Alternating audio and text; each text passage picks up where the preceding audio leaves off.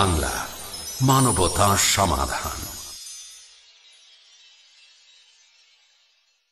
Line answer is sufficient. God himself paid the price. And Jesus said, I am. I'm a non-vegetarian. 21st century will belong to vegetarians. This cause of death in the world. Veg or non-veg? If I prove that an apple is better than a mango, that doesn't mean mango is prohibited. I have some problems with this. Man has become an animal. He's more like a lawyer than like a scientist. Quran is incomplete. There's a misconception. Neither a single verse which is against established science. And I challenge Dr. William Campbell. It's a different situation. I will not tempt God. I apologize if I've hurt the feelings of any Christians. It was just a reply to Dr. William Campbell's book. Brother has asked a very complicated question. The answer is very clear. Major, minor religion, fraud is prohibited. Ask me a direct question, I'll be too willing to give you a reply. Is milk veg or non-veg? If this was not done, life on the earth would have ceased to exist. Then could you please prove it authentically? The word Trinity doesn't exist. एक सीधी सी बात है. Smoking is prohibited. That's final. I hope I have answered properly. It's illogical and unscientific. That does not mean Quran is wrong. It has really moved me.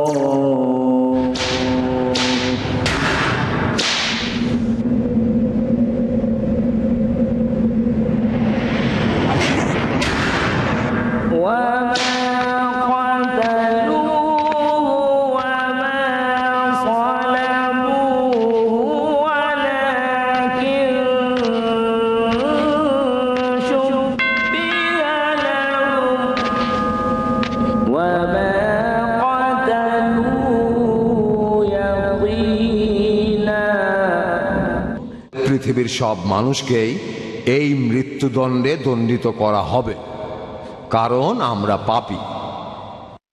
একজন নবী ঈশ্বরের কথাগুলো এভাবে বলেছেন। বলা হয়েছে, অভিশপ্ত সেই লোক যাকে গাছে ঝোলানো হয়। এখানে গাছের কথা বলে আসলে বোঝানো হচ্ছে একটি ক্রসকে। তাহলে যীশু খ্রিস্টের সময়কালে এই ক্রসকে সুন্দর কিছু মনে করা হতো না। যেহেতু হাতে সময় কম, আমি দুই একটা ব্যাপার বলবো। আর আপনারা হয়তো জানেন যে পবিত্র বাইবেলের প্রথম 5টা বই যেগুলো লিখেছিলেন নবী মুসা, আর এর প্রথম বইটা হলো জেনেসিস।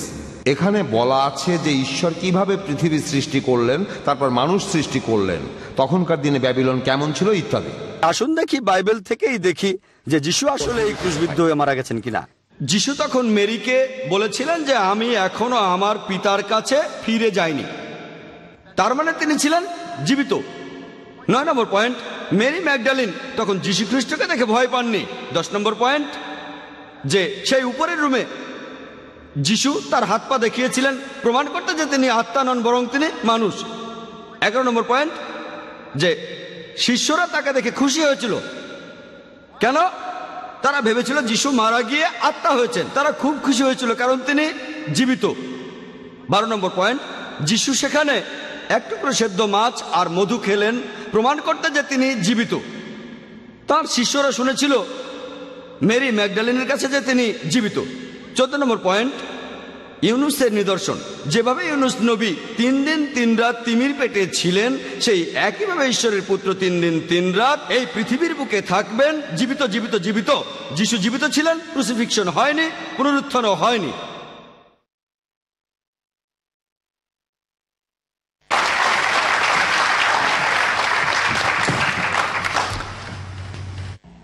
জাযাকাল্লাহ। এখন শুরু হচ্ছে আমাদের অনুষ্ঠানের দ্বিতীয় পর্ব। এখন আপনাদের সামনে প্যাস্টর রুকনি 15 মিনিট ধরে তার বক্তৃতা দেবেন। প্যাস্টর রুকনি। থ্যাংক ইউ, ধন্যবাদ ডক্টর জাকির আপনার লেকচারের জন্য। আপনি অনেক অযৌক্তিক কথা বললেন। আপনি পবিত্র বাইবেলের বিভিন্ন কথার ভুল ব্যাখ্যা দিলেন, আর এই ব্যাখ্যাগুলো আপনি এত অযৌক্তিকভাবে দিলেন যে আমার জন্য আলোচনা করা কঠিন। তবে আমি কিছু প্রশ্নের উত্তর দিচ্ছি, সবগুলো নিয়ে বলছি না। আমি আপনাদের সামনে কয়েকটা পয়েন্ট বলবো, কারণ এখানে আমার উদ্দেশ্য কোনো বিতর্ক করা না। এখানে আমার উদ্দেশ্য হলো আপনাদের জীবনে মুক্তির পথ দেখানো পাপ থেকে যীশু খ্রিস্টের মাধ্যমে। সেটাই আমার উদ্দেশ্য, বিতর্কে হারলেও ক্ষতি নেই, ঠিক আছে? এখানে সেটাই আমার উদ্দেশ্য। আচ্ছা, এখন 1 নম্বর হলো পবিত্র বাইবেলে কিছু আপত্তিকর কথা আছে। কারণ হলো বাইবেল আসলে সত্যের ব্যাপারে খুবই বিশ্বস্ত। এটাকে বলা যায় একটা আয়না। যদি আপনার চেহারা কুৎসিত হয়, বাইবেল বলবে আপনি কুৎসিত।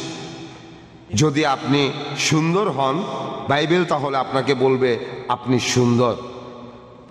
বাইবেল এরকমই। সেই জন্য এখানে 2 ধরনের মানুষকেই দেখবেন। এখানে পাপী আর অপরাধীদের দেখবেন, যে মানুষ কতখানি ঈশ্বরকে অমান্য করতে পারে, আর একই সাথে বাইবেল দেখায় যে ঈশ্বরকে ভালোবাসলে মানুষ কতখানি করতে পারে। আর সেজন্য বাইবেলে মানুষের 2 রকম চারিত্রিক বৈশিষ্ট্যের কথাই বলা হয়েছে। বাইবেল বলবে না যে সেন্ট পল খুব ভালো মানুষ, কখনো ভুল করে না। না, আপনারাই দেখবেন সেন্ট পলের অনেক দোষ আছে। আপনারা অন্য ধর্মে দেখেন, ইসলামেও দেখবেন তারা কি করে, মানুষকে ঈশ্বরের মতো বানিয়ে দেয়। ওই যে সেই লোক একদম নিখুঁত, কখনো ভুল করে না। একমাত্র যিশুই পাপ করেননি। ওকে, সেন্ট পলের ভালো দিক আছে, খারাপ দিক। সে খুব বদমেজাজি ছিল। পলকে কখনোই সিনিয়র প্যাস্টর হিসাবে চাইতাম না। তিনি প্যাস্টরের সাথে রীতিমতো যুদ্ধ করতেন, ঝগড়া করেছিলেন পিটারের সাথে, ওই যে খাবার নিয়ে জনের সাথে। আচ্ছা, এমন অনেক ঘটনা বাইবেলে আপনারা 2 চেহারাই দেখবেন। এরকম দেখবেন যে অনেক নবীর মধ্যে দুর্বলতা ছিল, তাদের মধ্যে খুঁত ছিল। যেমন ইউসুফ, তিনি মাঝে মধ্যে স্বপ্ন দেখে ভবিষ্যৎবাণী করতেন, ভবিষ্যতের কথা বলে দিতেন। তিনি ঈশ্বরে খুব বিশ্বাসী ভৃত্য, তারপরে দুর্বলতা ছিল। তিনি অনেক মানুষের স্বপ্ন শুনে তাদের ভবিষ্যৎ বলে দিয়েছেন। তাহলে নবীদেরও দুর্বলতা ছিল। এরকম আরো অনেক আছে। অনেক মানুষের ভালো দিকগুলো আছে, খারাপ দিকগুলো আছে। বাইবেল আমাদের দেখায় যে কেউ নিখুঁত নয়, ভালো দিকগুলো দেখায় আবার খারাপ দিকগুলো দেখায়। আর একমাত্র যীশু খ্রিস্টই জীবনে কোনোদিন কোনো পাপ করেননি। এমনকি তিনি ছোটবেলায় বাবা মার অবাধ্য হয়েছিলেন, কিন্তু পরে তাদের মেনে চলেছেন। অবশ্য তিনি সেভাবে সঙ্গ দেননি যেভাবে আশা করা যায় একটা ছেলের কাছে 16 বছর অথবা 12 বছরের। তখন তারা তিরস্কার করলো। যিশু তাদের মানলেন। তিনি শিখছিলেন, আর মানুষ হিসাবে তিনি শিখেছেন। বাইবেল বলছে বুক অব হিব্রুজ তিনি শিখলেন, তিনি আনুগত্য শিখলেন। আগে জানতেন না, পরে শিখলেন। এটাই মানুষ যিশু। তবে পাপের কথা বললে তিনি কখনোই পাপ করেননি। ওকে, তাহলে বাইবেল সব সত্যি কথাই বলে, ভালো আর খারাপ। আপনারা মানুষ সম্পর্কে ভালোভাবে জানতে চান, তাহলে বাইবেল পড়েন। জানতে চান মানুষ কত ভালো হতে পারে, তাহলে বাইবেল পড়েন। পলের মতো একজন অপরাধী সেন্ট পল হতে পারে। ঈশ্বর আমাদের যে কাউকে এমন করে দিতে পারেন।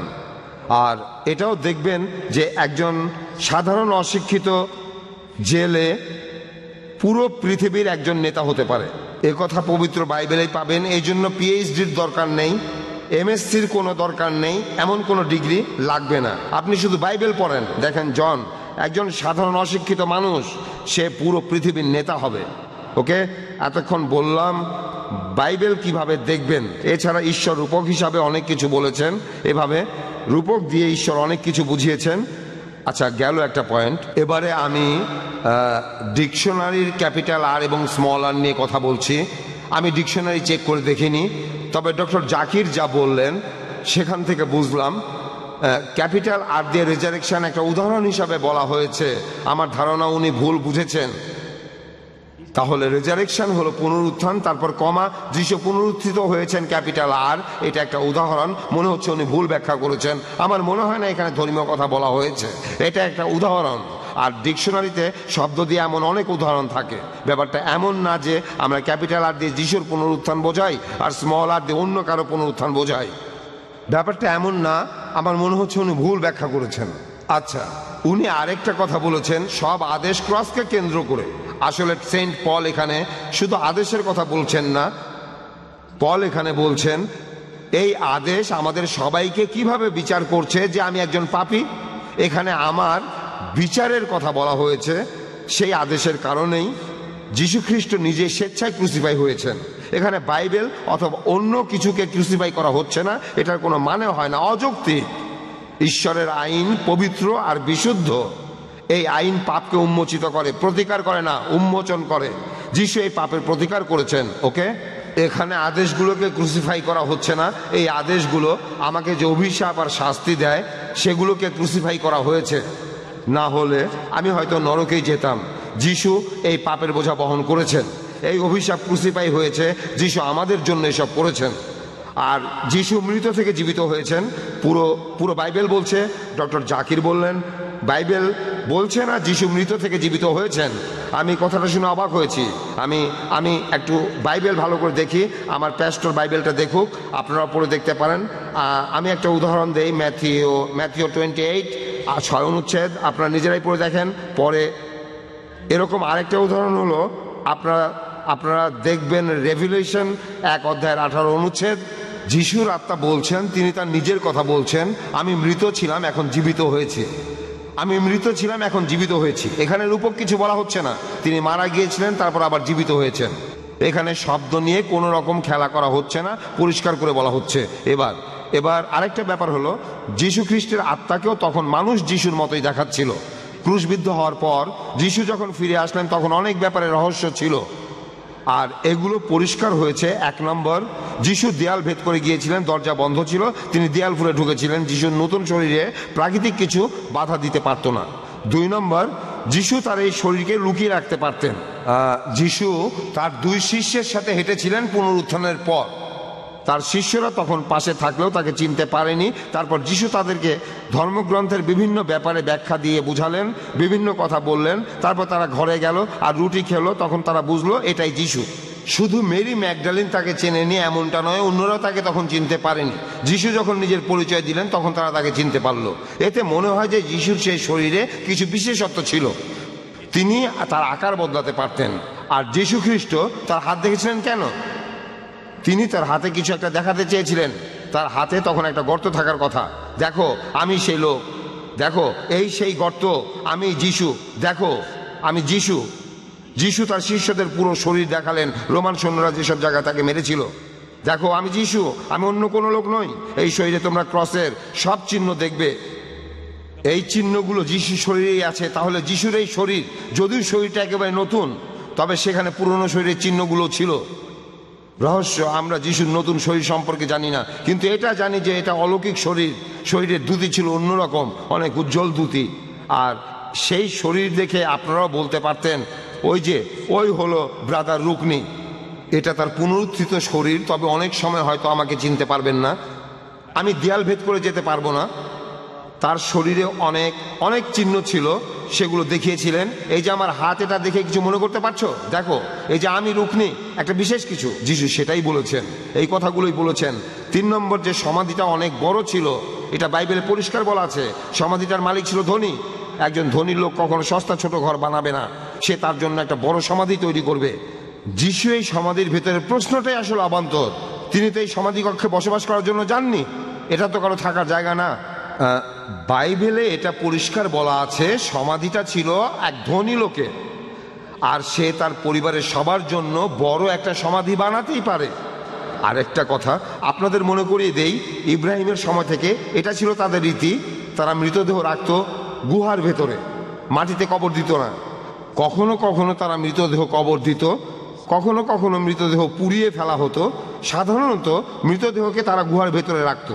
ইব্রাহিম আর তার স্ত্রী সারাকে একটা সমাধিতে রাখা হয়েছিল, সেটা ছিল একটা গুহা, তাদেরকে মাটিতে কবর দেওয়া হয়নি।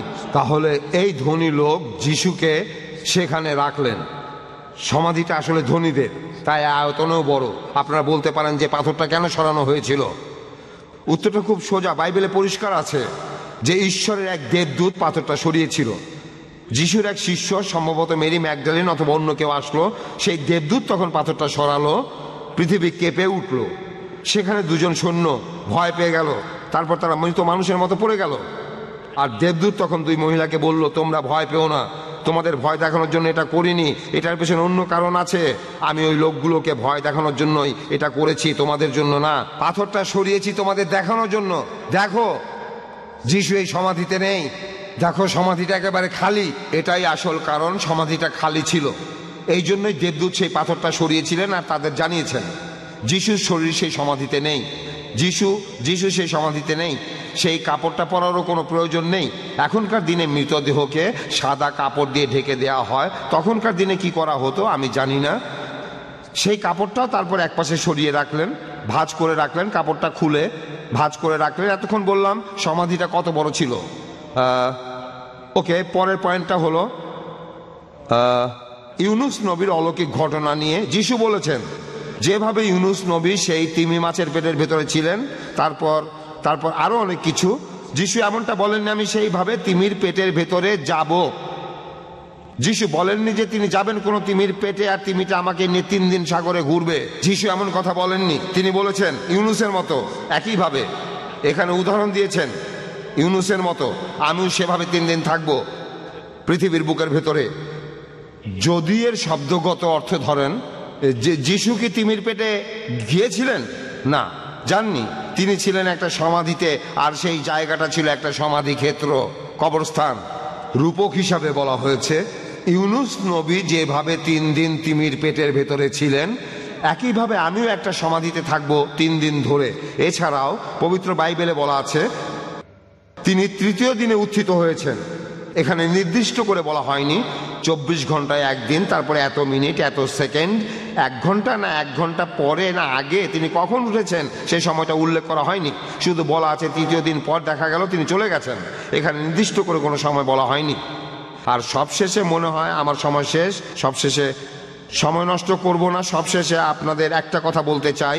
আপনাদের শুধু একটা কথা বলবো, পবিত্র বাইবেলে বলা হয়েছে যীশু খ্রিস্ট যে মৃত অবস্থা থেকে আবার জীবিত হয়েছিলেন, অর্থাৎ ক্রুসিফাই হওয়ার পরে তার পুনরুত্থান, এই ব্যাপারটা এটা সব মানুষের জন্য না, শুধুমাত্র বিশ্বাসীদের জন্য, শুধু 500 অনুসারীর জন্য। 12 জন আর 120 সব মিলে আনুমানিক 500 জন দেখেছিল। পুরো ইহুদি জাতি তারা এটা অবিশ্বাস করেছিল, বিশ্বস্ত ছিল না, ঈশ্বরের উদ্দেশ্যটা বুঝতে পারেনি। সেই জন্য তারা যীশু খ্রিস্টকে মৃত থেকে পুনরুত্থিত হতে দেখেনি, তারা যিশুকে জীবিত অবস্থায় দেখেনি তার মৃত্যুর পরে। তাই আপনাদের বলি, অবিশ্বাসীদের পথ ধরে হাঁটলে আপনারা কিছুই দেখতে পাবেন না, কারণ ঈশ্বরই আপনার কাছে এগুলো প্রকাশ করবেন। যদি আপনি ঈশ্বরকে বিশ্বাস করেন, সরল মনে বিশ্বাস করলে আপনি সব দেখবেন। স্থির বিশ্বাস, যিশু আসলে ঈশ্বরের একটি উপহার, তাহলেই আমরা সব বুঝতে পারবো। যদি আপনারা এমনটা করেন যে এই কমাটা একটু ডান দিকে সরাই, ওই কমাটা বাম দিকে সরাই, তারপর দেখবো যে এই কথাগুলো অন্যরকম হয়ে যাচ্ছে, এমনটা করবেন না। আজকে যিশুকে গ্রহণ করুন, মনকে নরম করুন, আপনারা তাহলে পাপ থেকে মুক্তি পাবেন। মৃত্যু থেকে পুনরুত্থান সেটা অন্য সময় হবে। ধন্যবাদ।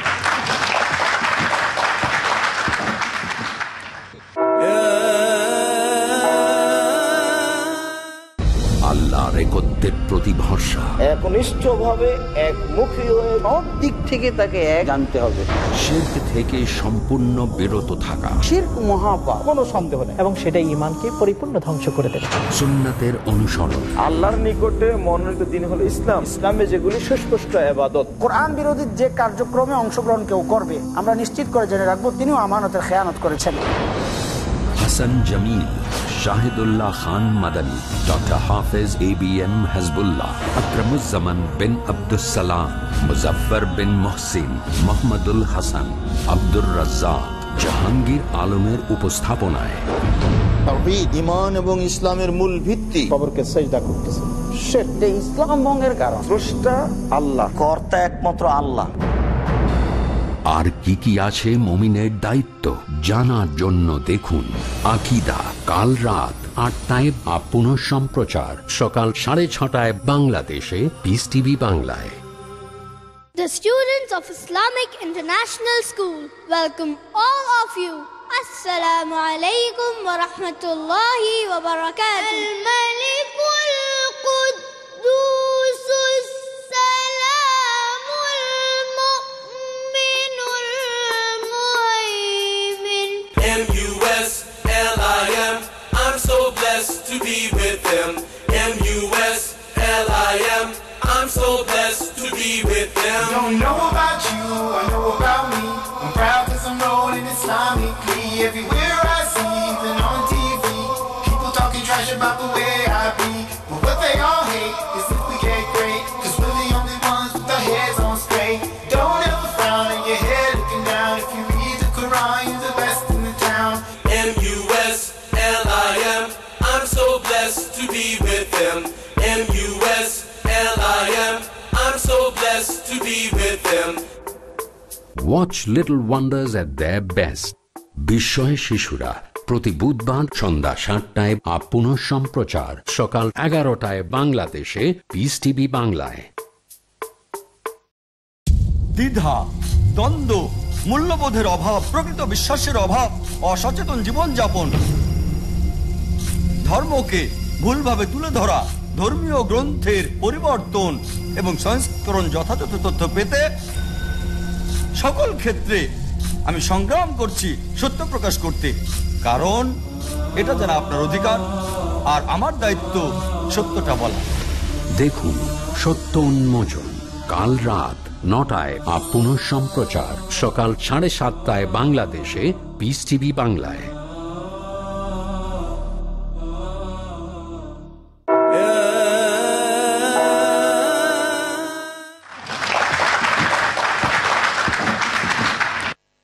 ধন্যবাদ প্যাস্টর রুকনি। এখনও 1 মিনিট বাকি আছে। এখন আপনাদের সামনে ডক্টর জাকির 15 মিনিট ধরে তার বক্তৃতা দেবেন। আলহামদুলিল্লাহ ওয়াসসালাতু ওয়াসসালাম আলা রাসূলিল্লাহ ওয়া আলা আলিহি ওয়া সাহবিহি আজমাইন, আম্মা বাদ। আউযু বিল্লাহি মিনাশ শাইতানির রাজীম, বিসমিল্লাহির রহমানির রহিম। ওয়া কুল জাল হক ওয়া যাকাল বাতিল ইন্নাল বাতিলা কানা যাহুকা। বিসমিল্লাহির রহমানির রহিম। রব্বি ইশরাহ লি সাদরি ওয়া ইয়াসসির লি আমরি ওয়াহলুল উকদাতাম মিন লিসানি ইয়াফকাহু কাওলি। শ্রদ্ধেয় প্যাস্টর রুকনি, আপনি বললেন আমি নাকি অযৌক্তিক কথা বলেছি। যদিও আমার সব প্রশ্নের যৌক্তিক ব্যাখ্যা দিতে পারেননি, আপনি অবশ্যই আমার কয়েকটা প্রশ্নের উত্তর দেওয়ার চেষ্টা করেছেন, আর আমিও ইনশাল্লাহ এখন উত্তর দেব। আর আপনারা বিচার করবেন কার কথা অযৌক্তিক, আমার নাকি প্যাস্টরের। প্যাস্টর রুকনি বললেন যে ডিকশনারির সংজ্ঞাগুলো তিনি চেক করে দেখেননি, তবে এটা মেনেছেন যে আমি সত্যি বলেছি। বড় হাতের আর ডিকশনারির বক্তব্য অনুযায়ী বলা হয়েছে যীশু খ্রিস্ট উঠেছিলেন মৃত অবস্থা থেকে, পুনরুত্থানের জন্য তাকে অবশ্যই উঠতে হবে। প্যাস্টরকে ডিকশনারির সব কথা মেনে নিতে বলছি না, কারণ ডিকশনারির সব কথা তিনি হয়তো মানবেন না, আমিও মানবো না, তবে তিনি বাইবেল তো মানবেন। সেন্ট পল এই কথা বলেছেন 1 করিন্থিয়ান্স 15 নম্বর অধ্যায়ের 44 অনুচ্ছেদে যে পুনরুত্থিত শরীর আত্মা হয়ে যায়। আর যীশু খ্রিস্ট বলেছেন গসপেল অফ লুক 20 নম্বর অধ্যায়ের 36 অনুচ্ছেদে যে পুনরুত্থিত শরীর তারা দেবদূতের মতো, তারা আত্মা হয়ে যায়। আপনি কি যিশুকে মানেন নাকি মানেন না? বোধহয় মানেন। তাহলে যীশু খ্রিস্টের নিজের কথা অনুযায়ী তিনি যদি পুনরুত্থিত হন তাহলে তিনি আসবেন আত্মা হয়ে, মানুষ হয়ে আসবেন না। আমার বলা 14টা পয়েন্টের সবগুলোই প্রমাণ করে যে যিশু জীবিত ছিলেন। তিনি বললেন যে সব কিছুই ক্রসকে কেন্দ্র করে, ঈশ্বরের সব আদেশ। এটা কার কথা? পল, আমি বলিনি। পল বলেছেন কলোসিয়ান্সে 2 নম্বর অধ্যায়ের 14 অনুচ্ছেদে, যেটা যীশু খ্রিস্টের শিক্ষার বিরুদ্ধে যায়। গসপেল অফ ম্যাথিউ 19 নম্বর অধ্যায়ের 16 ও 17 অনুচ্ছেদে আছে ঈশ্বরের আদেশ মেনে চলো। আমিও মানি যিশু ঠিক কথা বলেছেন, পাপ থেকে মুক্ত হতে চাইলে ঈশ্বরকে মেনে চলুন। পল বলেছেন সবকিছু ক্রসকে কেন্দ্র করে। প্যাস্টরও বললেন আমাদের ভালো কাজগুলো সব মূল্যহীন। ক্রুসিফিকশন না থাকলে বাইবেলের দাম 2 পয়সাও না। এখন বাইবেল দিয়ে প্রমাণ করছে ক্রুসিফিকশন হয়নি, যীশু খ্রিস্ট ক্রুশবিদ্ধ হয়ে মারা যাননি। তিনি একটা প্রশ্নের উত্তর দিয়েছিলেন। আমি বলেছিলাম আমাকে গসপেলের মাত্র একটা অনুচ্ছেদ দেখান যেখানে বলা আছে যে যীশু খ্রিস্ট মৃত অবস্থা থেকে পুনরুত্থিত।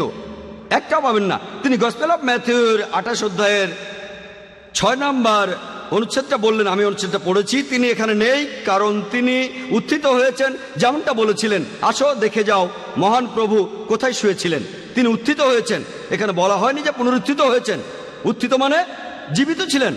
আমি ঘুমাই তারপর উত্থিত হই, তার মানে কি আমি পুনরুত্থিত হই? তার মানে কি এই? প্যাস্টরও বললেন একটা মেয়েকে দেখেছে, তার কথা অনুযায়ী মেয়েটা মারা গিয়েছিল। তারপর প্যাস্টরের কথা অনুযায়ী যিশুর দয়ায় মেয়েটা বেঁচে গেছে, তাকে বাঁচানো সম্ভব হয়েছে। মেয়েটা কি পুনরুত্থিত হয়েছে? না, মেয়েটা মৃত্যু থেকে ফিরে এসেছে। যীশু খ্রিস্ট ক্রুসিফাইড হয়ে মৃত অবস্থা থেকে জীবিত হননি, তিনি মৃত্যু থেকে ফিরে এসেছেন।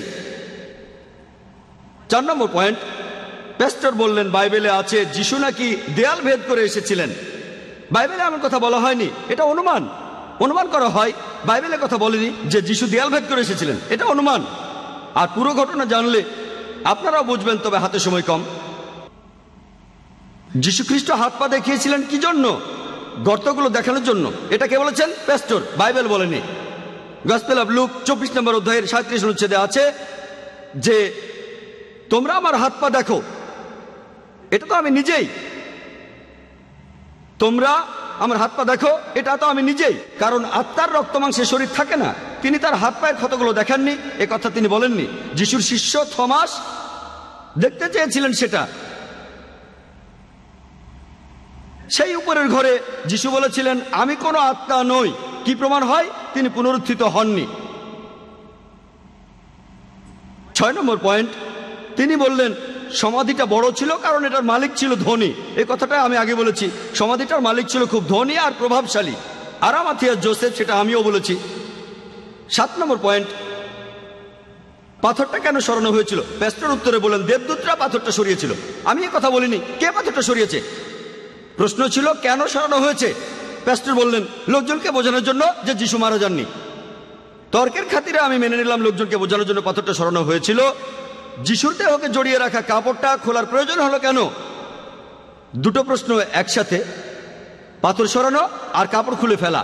কাপড়টা খুলে রাখা হয়েছিল, কাপড়টা খুলে রাখা হয়েছিল একথা বলা আছে গসপেল অফ জন 20 নম্বর অধ্যায়ে যে কাপড়টা খুলে রাখা হয়েছিল। গসপেল অফ মার্কের 16 অধ্যায় আছে। এগুলোর কোনো উত্তর নেই। একমাত্র উত্তর হলো যিশু খ্রিস্ট আসলে তখন জীবিত ছিলেন, আর যেহেতু জীবিত ছিলেন তাই কাপড়টা খুলতে হয়েছিল, আর পাথরটাও সরিয়েছিলেন। প্যাস্টর বললেন যিশু বলেননি যে তিনি তিমির পেটে যাবেন। আমি কখন বলেছি যিশু তিমির পেটে যাবেন? কথাটা পরিষ্কার। যিশু খ্রিস্ট এখানে বলেছিলেন গসপেল অফ ম্যাথিউ 12 নম্বর অধ্যায়ের 38 থেকে 40 অনুচ্ছেদে আছে যে ইউনুস নবী যেভাবে 3 দিন 3 রাত তিমির পেটে ছিলেন, সেই একইভাবে ঈশ্বরের পুত্র 3 দিন 3 রাত পৃথিবীর বুকের ভেতর থাকবেন। যীশু খ্রিস্ট এই কথা কখনোই বলেননি যে তিনি 3 দিন 3 রাত তিমির পেটের ভেতর থাকবেন। আমার ধারণা আপনি যীশু খ্রিস্টের পরিষ্কার করে বলা কথাটা বুঝতে পারেননি। যেভাবে ইউনুস 3 দিন 3 রাত তিমির পেটে ছিলেন, সেই একইভাবে মানুষের পুত্র 3 দিন 3 রাত পৃথিবীর বুকের ভেতর থাকবেন। যিশু তিমির পেটে এ কথাটা আসছে কোত্থেকে? এটা পানির মতো পরিষ্কার। ইউনুস যেভাবে তিমির পেটে ছিলেন, সেই একইভাবে ঈশ্বর পুত্র পৃথিবীর বুকের ভেতর থাকবেন। ইউনুস ছিলেন জীবিত। তাহলে যীশু খ্রিস্ট যদি এই ভবিষ্যৎবাণীটা পূরণ করতে চান তাহলে তিনিও থাকবেন জীবিত। কিন্তু খ্রিস্টানরা বলে তিনি ছিলেন মৃত। ভবিষ্যৎবাণীটা পূরণ করতে গেলে তাকে জীবিত থাকতে হবে। প্যাস্টর বললেন সময়ের কথা, আর আমিও একমত। গসপেল বলছে তৃতীয় দিনে তিনি উত্থিত হয়েছেন, তাই সময়ের দিক থেকে ভবিষ্যৎবাণীটা পূরণ হয়েছে। এছাড়াও খ্রিস্টান মিশনারিরা তারাও এই কথা বলেন। তারা বলেন তাই তো, প্যাস্টরও বললেন একদিন মানে 24 ঘন্টা না। আমি তর্কের খাতিরে এটা মেনে নিলাম। এক মিশনারি আমাকে বলেছিল, ধরেন আপনি নিউ ইয়র্কে গেলেন দুপুর 2টায়, সেখানে পৌঁছলেন, আর পরের দিন নিউ ইয়র্ক ছেড়ে গেলেন খুব সকালবেলায়। কেউ যদি আমাকে জিজ্ঞেস করে আপনি নিউ ইয়র্কে কয়দিন ছিলেন, আমি বলবো 2 দিন ছিলাম। টেকনিক্যালি কথাটা ভুল, তবে বোঝার সুবিধার জন্য আমি মেনে নিলাম, কোনো সমস্যা নেই। আপনি 24 ঘন্টাও থাকলেন না, তারপরও 2 দিন, আচ্ছা ঠিক আছে, তর্কের খাতিরে মানলাম। আর বাইবেল বলছে, প্যাস্টরও বললেন আমিও একমত, যে যীশু খ্রিস্ট তিনি উত্থিত হয়েছিলেন তৃতীয় দিনে। একটা দিনের অংশ, সেটাকেও ধরা হচ্ছে একটা পুরো দিন। তাই প্যাস্টরের কথাটা মানলাম, তত খুঁটিয়ে দেখলাম না যে কখন তাকে সমাধিতে রাখা হলো। শুক্রবার সন্ধ্যার পরে, ধরেন আপনি বললেন সন্ধ্যার আগে, সেটাও মানলাম, তর্কের খাতিরে মানলাম। যদি বলেন বিকেলে, সেটাও মানলাম। যদি তিনি বলেন যে যিশু রবিবার সকালে সমাধি ছেড়ে যাননি, তিনি গেছেন বিকেলে, সেটাও মানলাম। তাহলে যীশু খ্রিস্ট সেই সমাধিতে ছিলেন। দিনের একটা অংশকেও পুরো দিন ধরছি। প্রথম দিনটা শুক্রবার, একদিন, শুক্রবার রাত, শনিবার দিন, শনিবার রাত, রবিবার সকাল। এর পরেও যদি সময় বাড়ান আগে আর পরে, তারপরও পাবেন 3 রাত আর 2 দিন। ইউনুসের নিদর্শন এমনটা বলছে না যে ইউনুস যেভাবে 3 দিন ছিলেন তিমি মাছের পেটে, সে একইভাবেই মানুষের পুত্র থাকবেন পৃথিবীর বুকের ভেতরে। বলা আছে ইউনুস যেভাবে ছিলেন 3 দিন এবং 3 রাত, সেই একইভাবে ঈশ্বর পুত্র থাকবেন 3 দিন এবং 3 রাত পৃথিবীর বুকের ভেতর। এখানে কি পেলেন? 3 দিন আর 2 রাত। 3 দিন 3 রাত কোনোভাবেই হচ্ছে না, যত জিমন্যাস্টিক্সই করেন। এমনকি যদি আইনস্টাইনকেও নিয়ে আসেন, বাইবেল থেকে প্রমাণ করতে পারবে না এটা 3 দিন 3 রাত, কখনো না। আর যদি কোন মিশনারি বলেন তিনি নিউ ইয়র্কে গেলেন একদিন দুপুর 2টায়, পরের দিন সকালে চলে আসলেন, এটা 2 দিন মেনে নিলাম। কিন্তু যদি বলেন আমি নিউ ইয়র্কে 2 দিন আর 2 রাত ছিলাম, আমি বলবো তিনি মিথ্যাবাদী, বড়সড় মিথ্যাবাদী। এটা বলতে পারেন 2 দিন, আমিও মানলাম যে একটা দিনের অংশই, পুরো দিন তর্কের খাতিরে মানলাম, কিন্তু 2 দিন আর 2 রাত বলতে পারবেন না। যদি বলেন মিথ্যে বলছেন। প্যাস্টর বললেন, শেষ পয়েন্টে তিনি বললেন যীশু খ্রিস্টকে কেউ নাকি জীবিত অবস্থায় দেখেনি। এটা আগেই প্রমাণ করেছি, আমি 14টা পয়েন্টের কথা বলেছি, তিনি কয়েকটার উত্তর দিয়েছেন, সেই যুক্তিগুলো আবার খণ্ডন করেছি। যুক্তি বলে যীশু খ্রিস্ট তখন ছিলেন জীবিত, তার মানে সেন্ট পলের কথা অনুযায়ী, যীশু খ্রিস্টের নিজের কথা অনুযায়ী, অক্সফোর্ড ডিকশনারি অনুযায়ী, ওয়েবস্টার ডিকশনারি অনুযায়ী তিনি ক্রুসিফাইড হননি এবং পুনরুত্থিত হননি। আর যদি ক্রুসিফাইড না হন, যে মানুষ জাতির প্রত্যেকেই চার্চা এমন শিক্ষা দেয় যে সব মানুষই পাপের মধ্যে জন্মায়, প্রত্যেকটা শিশু এই পাপ নিয়ে জন্মায়। উনি যে আদি পাপের কথা বললেন আর যেটা বলেছেন ঠিকই বলেছেন, ঠিকই বলেছেন, তবে তার সিদ্ধান্ত সেটা যৌক্তিক না। তিনি বললেন যে আদম আর হাওয়া আলাইহিসসালাম আল্লাহকে অমান্য করেছিলেন আর তারা একটা নিষিদ্ধ গাছ থেকে ফল খেয়েছিলেন, সেজন্য আল্লাহ তাআলা তাদের শাস্তি দিলেন। আর তিনি বললেন বেহেশত থেকে বের হয়ে যাও, এটা যথেষ্ট না। এছাড়াও বলা আছে, উনি রেফারেন্সটা বলেননি, যে জেনেসিস 3:16 অনুচ্ছেদ বলছে যে পুরুষরা তোমরা কষ্ট করে উপার্জন করবে আর নারী তোমরা তোমাদের স্বামীর অধীনে থাকবে আর প্রসব যন্ত্রণা পাবে। গর্ভধারণ অভিশাপ, বাইবেল তেমনই বলছে।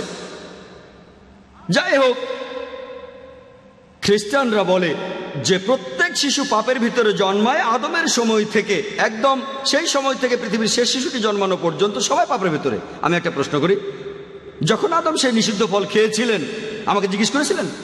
খাওয়ার আগে জিজ্ঞেস করেছিলেন?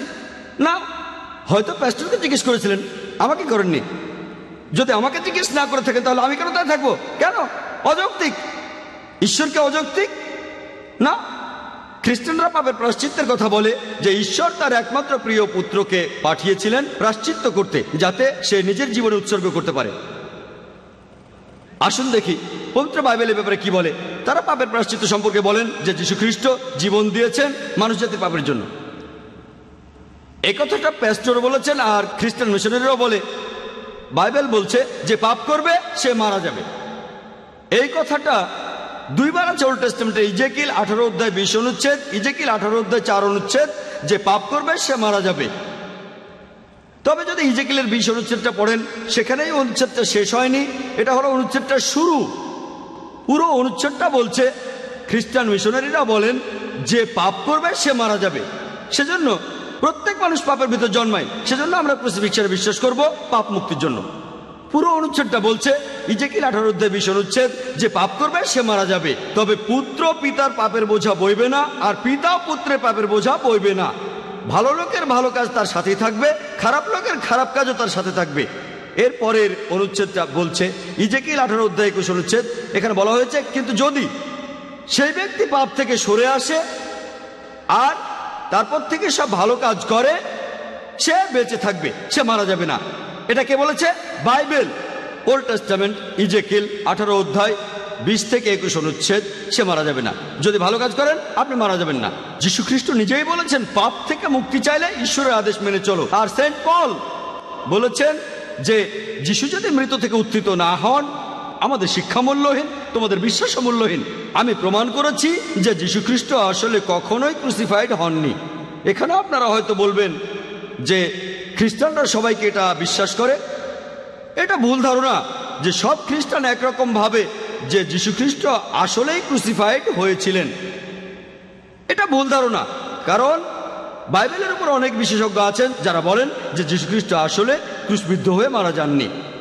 ক্রুশবিদ্ধ হয়েছিলেন, তবে নামানোর সময় জীবিত ছিলেন।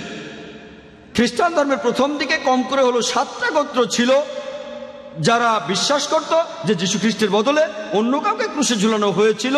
এটাকে তারা বলে সাবস্টিটিউশন থিওরি। সে সময় ব্যাসিলিয়ানরাও এটা বিশ্বাস করত, কার্পোক্রেটরাও, সবাই খ্রিস্টান এটাই বিশ্বাস করত। নাজারাইটরাও বিশ্বাস করত, করিন্থিয়ানরাও বিশ্বাস করত। খ্রিস্টানদের অনেক গোত্রই বিশ্বাস করত যে সেখানে যীশু খ্রিস্টের বদলে অন্য কাউকে ক্রুশে ঝুলানো হয়েছিল। গসপেল অফ বার্নাবাসে আছে। প্যাস্টর সম্ভবত এটা মানবেন না, বার্নাবাস যীশু খ্রিস্টের সময়কালীন একজন চাক্ষুষ সাক্ষী। তিনি বলেছেন যে তখন যীশু খ্রিস্টের বদলে আসলে জুডাসকে ক্রুশে ঝুলানো হয়েছিল।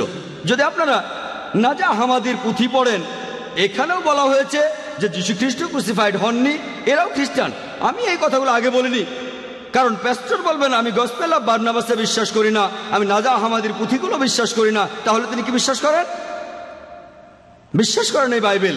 আমি বাইবেল থেকেই প্রমাণ করেছি যে যীশু খ্রিস্ট আসলে কখনোই ক্রুশবিদ্ধ হয়ে মারা যাননি। আর আপনি বললেন যে যীশু খ্রিস্ট নাকি আমাদের পাপের জন্যই মারা গেছেন, স্বেচ্ছায় মারা গেছেন। যদি গসপেল অফ ম্যাথিউ পড়েন 27 নম্বর অধ্যায়ের 46 অনুচ্ছেদ বলছে, এছাড়াও গসপেল অফ মার্ক 15 অধ্যায়ের 34 অনুচ্ছেদ বলছে, যখন যিশুকে ক্রুশে ঝুলানো হলো তিনি কাঁদছিলেন, এল্লাই এল্লাই লামা সাবাক্তানি, এল্লাই এল্লাই লামা সাবাক্তানি, যার অর্থ হে ঈশ্বর কেন তুমি আমাকে ত্যাগ করলে। চিন্তা করেন, যীশু খ্রিস্ট স্বেচ্ছায় ক্রুশবিদ্ধ হলেন, তারপর সেখান থেকে কাঁদছিলেন, ঈশ্বর কেন আমাকে তুমি ত্যাগ করলে। প্রমাণ হয় যে তিনি স্বেচ্ছায় ক্রুশবিদ্ধ হননি। তাহলে কাঁদবেন কেন? আপনি যে বাইবেলই দেখেন, হোক ইংলিশ বাইবেল অথবা হিব্রু বাইবেল, অথবা হোক সেটা মারাঠি বাইবেল অথবা উর্দু বাইবেল, হিব্রু উদ্ধৃতিটা সব বাইবেলে আছে এল্লাই এল্লাই লামা সাবাক্তানি। আর অনুবাদটা পড়ে ঈশ্বর কেন তুমি আমাকে ত্যাগ করলে। এতে প্রমাণ হয় যে যীশু খ্রিস্ট স্বেচ্ছায় ক্রুশবিদ্ধ হননি। এবারে আমার লেকচার শেষ করার আগে বলবো যে যীশু খ্রিস্ট আসলে ক্রুসিফাইড হননি, এটা ছিল ক্রুসিফিকশন। আমি আমার লেকচার শুরু করার সময় পবিত্র কোরআনের একটি আয়াতের উদ্ধৃতি দিয়েছিলাম। সূরা ইসরার 81 নম্বর আয়াতে উল্লেখ করা হয়েছে, ওয়াকুল জাল হক ওয়া যাকাল বাতিল ইন্নাল বাতিলা কানা যাহুকা। যখন সত্য এসে মিথ্যের সামনে দাঁড়ায়, মিথ্যে বিলুপ্ত হয়, কারণ মিথ্যে তার প্রকৃতিগত কারণে বিলুপ্ত হবে। ওয়া আখিরু দাওয়ানা আলহামদুলিল্লাহি রাব্বিল আলামিন।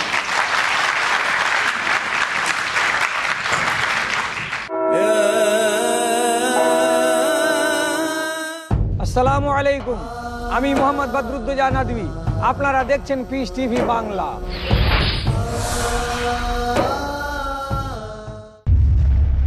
Marriage or divorce? What's Islamic ruling? Nikah. Solution or problem? Heaven or hell? There is a misconception. You choose. Beauty, wealth, family status, virtue. Decide what you want. Decide your choice. Be sad or be happy. It's your choice. Join Dr. Zakir Naik. দেখুন অর্ধাঙ্গিনী নাতিত্বাঙ্গিনী প্রতি রবিবার রাত 7:30টায়, পুনঃ সম্প্রচার সকাল 9:30টায় বাংলাদেশে, piece TV বাংলায়।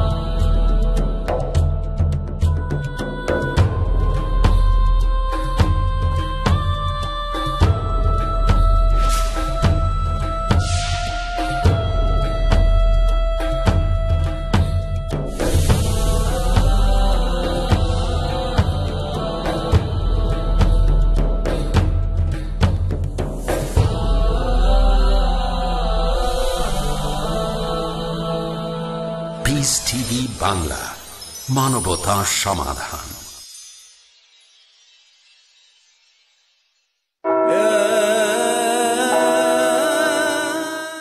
এখন শুরু করছি আমাদের এই অনুষ্ঠানের তৃতীয় পর্ব, অর্থাৎ উন্মুক্ত প্রশ্ন এবং উত্তর পর্ব। আমাদের হাতে এখন সময় আছে আনুমানিক 50 মিনিট। প্রশ্নোত্তর পর্বের জন্য এই সময়টা পাচ্ছি। এখানকার নিয়মগুলো হলো, আপনাদের প্রশ্নগুলো আজকের টপিকের উপরে হবে। ওয়াজ ক্রাইস্ট রিয়েলি ক্রুসিফাইড? টপিকের বাইরে কোনো প্রশ্নের উত্তর দেওয়া হবে না। দয়া করে আপনাদের প্রশ্নগুলো সংক্ষিপ্ত আর যথাযথ করবেন। প্রশ্ন করতে এসে আপনারা লেকচার শুরু করবেন না। প্যাস্টর রুকনি আর ডক্টর জাকির আপনাদের প্রশ্নের উত্তর দেবেন। তাদের উত্তরগুলো 5 মিনিটের বেশি হবে না। আপনারা একবারে মাত্র একটা প্রশ্ন করতে পারবেন। দ্বিতীয় প্রশ্নের জন্য আপনাকে আবার লাইনের পেছনে গিয়ে দাঁড়াতে হবে, তারপর সময় পেলে সেই প্রশ্নটা করবেন। এবারে প্রথম প্রশ্নটি করা হচ্ছে পুরুষদের মধ্য থেকে, ডান দিকের মাইক থেকে ডক্টর জাকিরের জন্য। আমার প্রশ্নটা ডক্টর জাকির নায়েকের কাছে। যিশু ক্রুসিফাই হয়েছিলেন মানুষ জাতির পাপের জন্য, কেউ কি অন্যের পাপের ভার নিতে পারে? ভাই, আপনি প্রশ্ন করলেন যে একজন মানুষ কি অন্যের পাপের জন্য ক্রুসিফাই হতে পারে। এই প্রশ্নটা বেশ যৌক্তিক। এর উত্তরে কিছুটা অংশ আমার লেকচারে বলেছি, আর বাইবেল থেকেও প্রমাণ করেছি যে বাইবেলের কথা অনুযায়ী বুক অফ ইজেকিল 18 অধ্যায়ের 20 ও 21 অনুচ্ছেদ বলছে যে যে পাপ করবে সে মারা যাবে, কিন্তু যদি সে পাপ থেকে সরে আসে এবং ভালো কাজ করে সে মারা যাবে না। আর পুত্র পিতার পাপের বোঝা বইবে না, পিতাও পুত্রের পাপের বোঝা বইবে না। আমার বাবার অপরাধে আমি অপরাধী হব না, আর আমার অপরাধে আমার বাবা অপরাধী হবে না। পবিত্র কোরআনে একই ধরনের কথা রয়েছে, বিভিন্ন জায়গায় আছে। পবিত্র কোরআনে সূরা নামের 164 নম্বর আয়াতে উল্লেখ করা হয়েছে, সূরা ইসরার 15 নম্বর আয়াতে উল্লেখ করা হয়েছে। এছাড়াও কোরআনে সূরা ফাতিরের 17 নম্বর আয়াতে উল্লেখ করা হয়েছে, সূরা জুমারের 7 নম্বর আয়াতে উল্লেখ করা হয়েছে। এমন অনেক জায়গায় বলা হয়েছে যে তোমাদের মধ্যে একজন কখনো অন্য আরেকজনের ভার বহন করবে না। একই কথা ইজেকিল 18 অধ্যায়ের 20 অনুচ্ছেদ। তার মানে পাপ উত্তরাধিকার সূত্রে আসে না। প্যাস্টর তার লেকচারে একটা উদাহরণ দিলেন, নবী ইব্রাহিমের সেই গল্পটা, যে আল্লাহ তার ছেলেকে কোরবানি দিতে বললেন, আর প্যাস্টরের সাথে আমিও একমত, আল্লাহ তাকে পরীক্ষা করছিলেন। আর একেবারে শেষ মুহূর্তে আল্লাহ কোরবানি দিলেন একটা ভেড়া। তার মানে আল্লাহ তাআলা ন্যায়বান, তিনি তার নবীকে পরীক্ষা করেছেন। আর এই পরীক্ষায় তিনি ইব্রাহিমের কোনো ক্ষতি করতে চাননি। তিনি এটা চাননি যে ইব্রাহিমের ছেলে মারা যাক এই পরীক্ষায়। আর চিন্তা করেন, এখানে দেখবেন আল্লাহর নবী যীশু খ্রিস্ট মারা গেলেন পৃথিবীর অন্য সব মানুষের পাপের জন্য। এটা ইজেকিলের এই অনুচ্ছেদের কথার বিরুদ্ধে কথা বলছে। বংশ পরম্পরায় পাপ আসে না। যদি আদম আলাইহিস সালাম পাপ করেন, তাহলে তিনি যে পাপ করেছেন সেটার কারণে আমি কখনো দায়ী হব না। এবার আপনাদের একটা উদাহরণ দেই। মনে করেন একজন ধনী লোক, তার অনেক ভৃত্য আছে, তিনি তাদের বলেন তোমরা ভুল করো না, তারপরেও তারা ভুল কাজ করে। তখন লোকটা বলল, দেখো আমার ছেলে, তাকে আমি ভালোবাসি। তারপর ছেলেটাকে মেরে ফেললো। তারপর লোকটা বলল, তোমরা সব ভৃত্যরা তোমরা চুরি করতে, তোমরা মানুষ ঠকাতে। এখন এটা মানো যে আমার ছেলেকে মেরে ফেললাম, এখন বদলানোর প্রয়োজন নেই, শুধু এটা বিশ্বাস করো, মানো আমার ছেলেকে মারলাম তোমাদের পাপের জন্য, আর আমি তোমাদের সবাইকে মাফ করে দিলাম। এটা কি যৌক্তিক? অযৌক্তিক। আল্লাহ তাআলা নিজের ছেলেকে মারলেন, আমরা মানিও না তিনি আল্লাহর ছেলে, আমরা মানি না যিশু আল্লাহর ছেলে। ভালো মানুষ হিসেবে, আল্লাহর একজন রাসূল হিসেবে তাকে মানি, তিনি আল্লাহর রাসূল। এভাবে বললে ঈশ্বরের পুত্র, কিন্তু তিনি আসলে ঈশ্বরের পুত্র নন। আশা করি উত্তরটা পেয়েছেন। হ্যাঁ ভাই বলেন। শ্রদ্ধেয় প্যাস্টর হেনরি, পবিত্র বাইবেলে গসপেল অফ মার্ক 16 অধ্যায়ের 17-18 অনুচ্ছেদে বলা হয়েছে, বিশ্বাসীদের সাথে এই নিদর্শনগুলি থাকবে, আমার নাম নিয়ে তারা শয়তান তাড়িয়ে দেবে, তারা কথা বলবে বিভিন্ন নতুন ভাষায়, সাপে কামড়ালে তাদের কিছুই হবে না, আর যদি তারা বিষাক্ত কিছু পান করে এতে তাদের কোনো ক্ষতি হবে না। এখন এটা যদি সত্যি হয়, আপনি কি এই বিষটা খাবেন?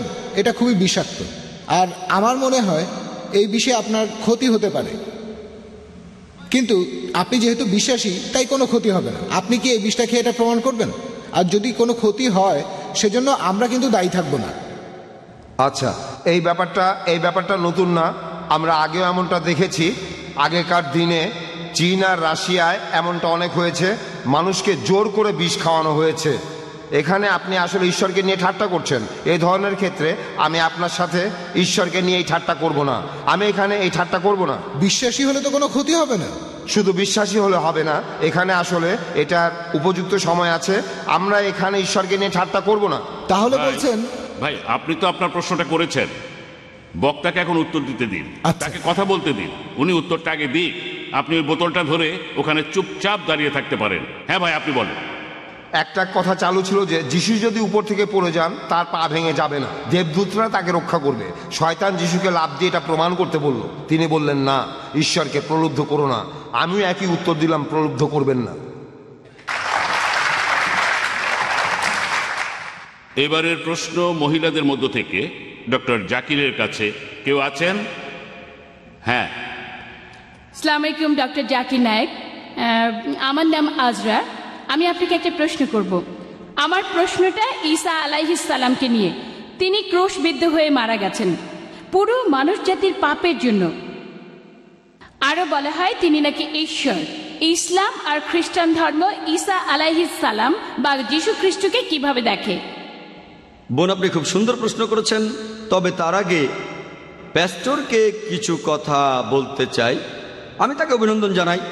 তিনি তার লেকচারে বললেন যে যীশু খ্রিস্ট অনেক অলৌকিক কাজ করেছেন, তার বিশ্বাসও বেড়েছে। তিনি যখন বোম্বেতে এসেছিলেন তখন তার স্পন্ডিলাইটিস হয়েছিল, আর ডাক্তার হিসেবে আমি জানি এটা খুবই জটিল অসুখ। তিনি বললেন যীশু খ্রিস্ট তাকে সুস্থ করেছেন, তারপরে তার বিশ্বাস বেড়েছে। তার কথা যীশু খ্রিস্ট একটা মেয়েকে জীবন দিয়েছে। এখন মনে হয় তার বিশ্বাসটা কমে গেছে, তাই তিনি বিষটা খেতে চাননি। হয়তো বিশ্বাসটা কমে গেছে, যদি বিশ্বাস থাকতো তাহলে বিষটা খেতেন। তার বিশ্বাসটা কমে গেছে, এজন্য তাকে অভিনন্দন। তিনি মূল বিশ্বাসে ফিরে যাচ্ছেন, অর্থাৎ ইসলাম। আর যীশু খ্রিস্ট নিজের মুখেই বলেছেন, গসপেল অফ ম্যাথিউ 24 অধ্যায়ের 24 অনুচ্ছেদে বলেছেন, তোমাদের মাঝে অনেক নকল খ্রিস্ট, নকল নবী আসবে, তারা অলৌকিক অনেক কিছুই দেখাবে, আর যদি সম্ভব হতো আসল নবীদেরও প্রতারিত করত। অলৌকিক কাজ মানে এমন না যে সেই লোক আল্লাহ তাআলার প্রেরিত, সেই লোক আল্লাহর নবী, সেই লোক আল্লাহকে বিশ্বাস করে। যীশু খ্রিস্ট এই কথাই বলেছেন। বোন খুব সুন্দর প্রশ্ন করেছেন যে আল্লাহ যীশু খ্রিস্টকে পাঠিয়েছেন, এ ব্যাপারে ইসলাম আর খ্রিস্টান ধর্ম কি বলে। এখানেও একটা আয়াতে যথেষ্ট। সূরা মাইদার 72 নম্বর আয়াতে উল্লেখ করা হয়েছে, বলা হয়েছে, লাকাদ কাফারাল্লাযীনা ক্বালু ইন্নাল্লাহ হুয়াল মাসীহু ইবনু মারইয়াম। তারা কুফরি করে, ধর্মের অবমাননা করে, যারা বলে যে যীশু খ্রিস্ট মারিয়ামের পুত্র হচ্ছেন আল্লাহ সুবহানাহু ওয়া তাআলা। ওয়াল কালাল মাসীহ, অথচ খ্রিস্ট বলেছেন, ইয়া বানি ইসরাইল, হে ইসরায়েলের সন্তানেরা, ওয়াল আবুদুল্লাহ, আল্লাহর ইবাদত করো, রাব্বি ওয়া রাব্বুকুম, তিনি আমাদের সবার প্রভু, ইন্নাহু মা ইউশরিক বিল্লাহ, যদি কেউ কাউকে আল্লাহর শরীক করে, ফাকাদ হারামাল্লাহু আলাইহিল জান্নাহ, আল্লাহ তার জন্য জান্নাত নিষিদ্ধ করবে, ওয়া মাওয়াহুন নার ওয়া লা লিযালিমিন আনসার, এবং তার আবাস হবে জাহান্নাম, জালিমদের জন্য পরকালে কোনো সাহায্যকারী নাই। যদি আল্লাহর সাথে কাউকে শরীক করেন, যদি বলেন যে যিশু আল্লাহ, জান্নাত আপনার জন্য নিষিদ্ধ হয়ে যাবে, পাপমুক্ত হতে পারবেন না। আর খ্রিস্টান ধর্ম কি বলে? আমি আগেও বলেছি, গোটা বাইবেলে স্পষ্ট করে বলা আছে, এমন কোনো কথা কোথাও খুঁজে পাবেন না যেখানে যীশু খ্রিস্ট নিজের মুখে দাবি করেছেন যে আমি ঈশ্বর, অথবা তোমরা আমার উপাসনা করো। আমি খ্রিস্টানদের সবাইকে চ্যালেঞ্জ করছি, প্যাস্টরকে বলছি, গোটা বাইবেলে এমন কথা দেখান যেখানে স্পষ্ট করে বলা আছে, যেখানে যীশু খ্রিস্ট নিজে বলেছেন যে আমি ঈশ্বর অথবা আমার উপাসনা করো। এমন কিছু কথা আছে যেগুলোতে এমন মনে হতে পারে, তবে প্রসঙ্গ জানলে পরিষ্কার হয়ে যাবে। আর যীশু খ্রিস্টই বলেছেন, এটা আছে গসপেল অফ জন 14 নম্বর অধ্যায়ের 28 অনুচ্ছেদে, আমার পিতা আমার চেয়ে বড়। গসপেল অফ জন 10 নম্বর অধ্যায়ের 29 অনুচ্ছেদে আছে, আমার পিতা সবার চাইতে বড়। গসপেল অফ ম্যাথিউ 12 নম্বর অধ্যায়ের 28 অনুচ্ছেদে আছে, আমি ঈশ্বরের আত্মার সাহায্যে শয়তানকে তাড়িয়ে দেই। গসপেল অফ লুক 11 নম্বর অধ্যায়ের 20 অনুচ্ছেদে আছে, আমি শয়তানকে তাড়িয়ে দেই ঈশ্বরের আঙুলের সাহায্যে। গসপেল অফ জন 5 নম্বর অধ্যায়ের 30 অনুচ্ছেদে আছে, আমি আমার নিজের থেকে কিছুই করতে পারি না, আমি এখান থেকে বিচার করি, আর আমার বিচার সঠিক, কারণ আমি নিজের ইচ্ছা পূরণ করি না, আমার পিতার ইচ্ছা পূরণ করি। কেউ যদি বলে আমার ইচ্ছা নয়, আল্লাহর ইচ্ছা, সে একজন মুসলিম। আর যীশু খ্রিস্ট আসলে একজন মুসলিম, আমার ইচ্ছা নয়, আল্লাহর ইচ্ছা পূরণ করি। যীশু বলেছেন গসপেল অফ জন 14 অধ্যায়ের 24 অনুচ্ছেদে, যে কথাগুলো শুনছ সেগুলো আমার কথা নয়, বরং আমার পিতার যিনি আমাকে পাঠিয়েছেন। গসপেল অফ জন 17 অধ্যায় 3 অনুচ্ছেদে আছে, এই হলো চিরস্থায়ী জীবন, যাতে করে তোমরা ঈশ্বরকে বিশ্বাস করো আর যীশু খ্রিস্টকে যাকে আমি পাঠিয়েছি। বুক অফ অ্যাক্টসে আছে 2 নম্বর অধ্যায়ের 22 অনুচ্ছেদে, হে ইসরায়েলবাসী, নাজারেত শহরের যীশু যাকে মহান ঈশ্বর পাঠিয়েছেন তোমাদের মধ্য থেকে, তিনি অলৌকিক কাজ করবেন যেগুলো আসলে ঈশ্বরই করবেন, আর তোমরা সাক্ষী থাকবে। তাকে মহান ঈশ্বর পাঠাবেন তোমাদের মধ্য থেকে তিনি অলৌকিক কাজ করবেন যেগুলো আসলে ঈশ্বরই করবেন। তাহলে যীশু খ্রিস্ট নিজেকে কখনো ঈশ্বর দাবি করেননি, তিনি ছিলেন আল্লাহ সুবহানাহু ওয়া তাআলার একজন প্রেরিত রাসূল। আশা করি উত্তরটা পেয়েছেন।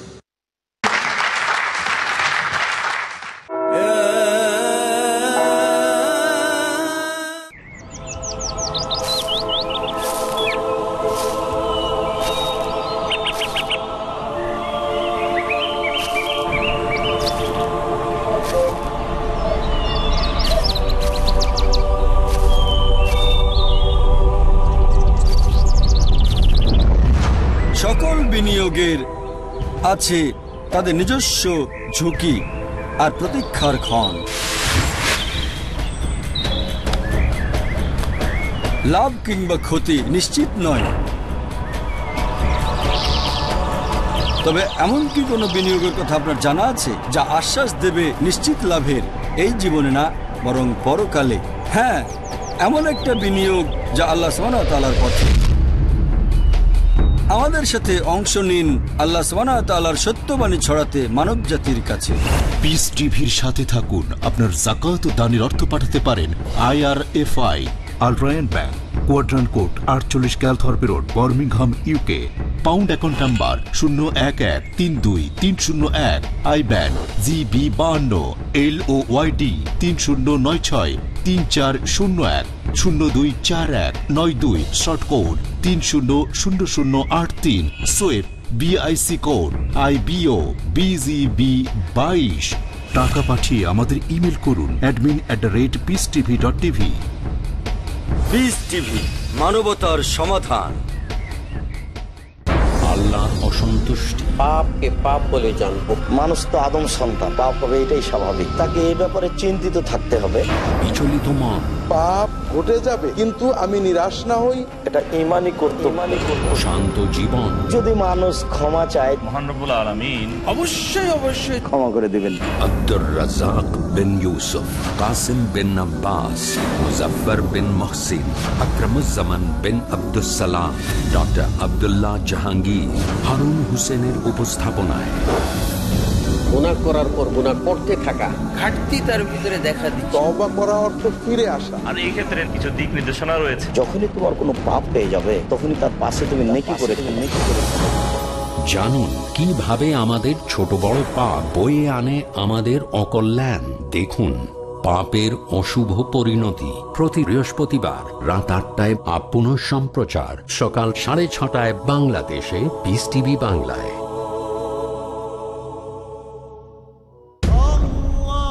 ঈমান, সত্যবাদিতা, উত্তম চরিত্র, সম্প্রীতি ও ভালোবাসা একজন আদর্শ মুমিনের ভূষণ। এ সম্পর্কে আমাদের প্রিয় নবী মুহাম্মদ রাসূলুল্লাহ সাল্লাল্লাহু আলাইহি ওয়াসাল্লামের শিক্ষাসমূহ কি? শেখ হারুন হোসেন। একজন আদর্শ মুসলিমের পরিচয় জানতে হলে দেখুন আমাদের প্রোগ্রাম 40 হাদিস গ্রন্থের ধারাবাহিক দার্সসমূহ।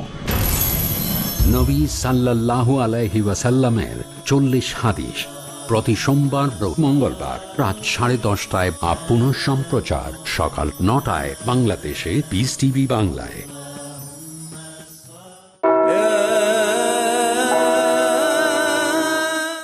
এবারের প্রশ্নটা করা হচ্ছে মহিলাদের মধ্য থেকে প্যাস্টর রুকনির জন্য।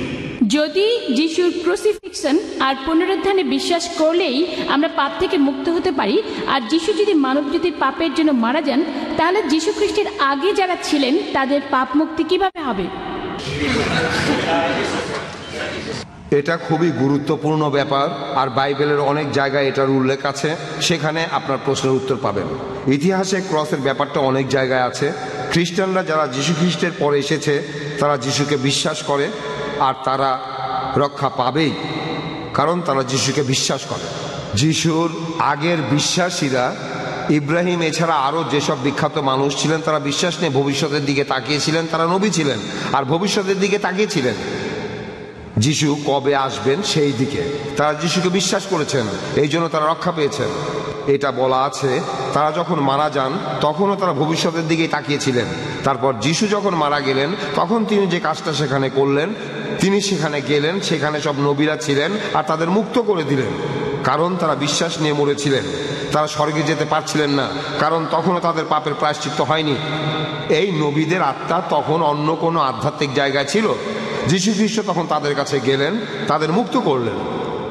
আর যীশু যখন ক্রসে মারা গেলেন, দেখা গেল পুরনো আমলের নবীদের কবরগুলো সব খালি।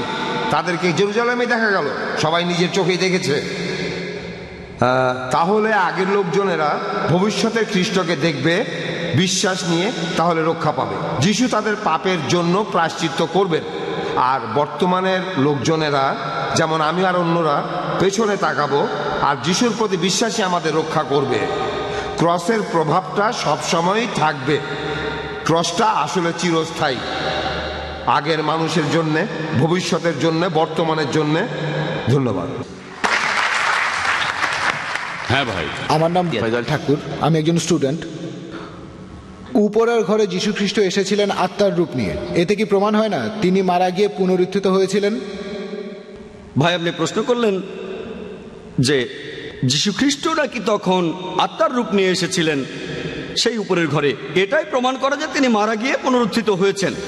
যে অনুচ্ছেদটার কথা বললেন সেটা গসপেল অফ লুক 24 নম্বর অধ্যায়ের 37 নম্বর অনুচ্ছেদ। এটার কথা আমার লেকচারও আমি বলেছি। বলা আছে যে যিশুর শিষ্যরা তখন ভয় পেয়ে গিয়েছিল, তারা ভেবেছিল যে তিনি একজন আত্মা, ভেবেছিল, তারা মনে করেছিল তিনি আত্মা। এখানে বলা হয়নি যে যীশু খ্রিস্ট আত্মা হয়ে এসেছিলেন, এটা পরিষ্কার করতে পরের অনুচ্ছেদে যিশু বলেছেন, গসপেল অফ লুক 24 নম্বর অধ্যায়ের 39 ও 40 নম্বর অনুচ্ছেদে বলেছেন, তোমরা আমার হাত পা দেখো, এটা তো আমি নিজেই, আমাকে স্পর্শ করে দেখো, কারণ আত্মার রক্ত মাংসে শরীর থাকে না। এখানে যিশুর শিষ্যরা তারাই আসলে ভুল ভেবেছিল যে তিনি আত্মা। এই ব্যাপারটা যিশুই পরে পরিষ্কার করে দিলেন যে দেখো, আমার হাত দেখো, আমার পা দেখো, তাহলে তোমরা বুঝতে পারবে যে আমি আত্মা নই। তাহলে এমনকি এই অনুচ্ছেদটা এটাও বলছে যে তিনি মারা যাননি, তিনি তখন মানুষ ছিলেন, অর্থাৎ পুনরুত্থিতও হননি। আশা করি উত্তরটা পেয়েছেন। হ্যাঁ ভাই। গুড ইভিনিং ব্রাদার রুকনি, আমি আপনাকে একটা সহজ প্রশ্ন করব, তবে সেটা টপিকের উপরে না, কারণ আপনিও আসলে টপিকের বাইরে কথা বলেছেন। আমি যতটুকু শুনলাম আপনি আজকে বলেছেন অনেক কথাই, বাইবেল, পলের কথাবার্তা ইত্যাদি, তবে আপনি টপিকের উপরে 5 মিনিটের বেশি বলেননি। আপনি যেসব ব্যাপারে কথা বলেছেন আমি সেগুলোর উপরে প্রশ্ন করব। আপনি বলেছেন মুসা নবী 5টি বই লিখেছেন। এই বইগুলি হলো জেনেসিস, এক্সোডাস, লেভিটিকাস, নাম্বারস এবং ডিউটেরোনমি। এই বইগুলি লিখেছেন মুসা। যদি মুসা এই বইগুলি লিখে থাকেন, তিনি একথা কিভাবে বলেন যে পৃথিবীর কোনো মানুষই জানে না যে মুসা নবীর কবর কোথায় অবস্থিত? তিনি 120 বছর বেঁচে ছিলেন, এটা কিভাবে সম্ভব? তাহলে যে লোক, আর আপনিও জানেন যে বাইবেল প্রথমে কিন্তু ইংরেজি ভাষায় লেখা হয়নি। এখানে প্রথম ভাষাটা ছিল কোনি গ্রিক, আর ছিল অ্যারামাইক, হিব্রু আর অ্যারামাইক। এটা একটা অনুবাদ, পবিত্র বাইবেল একটা অনুবাদ। আর সেখানে আপনারা যা লিখছেন সেটা আসলে, আপনি বললেন 2 জন দেবদূত পাথরটা সরানো, এখানে আপনারা বলছেন দেবদূত, তবে অরিজিনালটা গ্রিকে। এই শব্দটা হলো জেন শব্দটা অনুবাদ করেছেন দেবদূত। তারপর শিষ্যদের কথা ধরেন, 12 জন বাদে তাদেরকেও বলছেন শিষ্য। আপনারা আসলে শব্দ নিয়ে খেলছেন। এখন আমাকে বলেন বাইবেলের কোন ভার্সনটা সঠিক?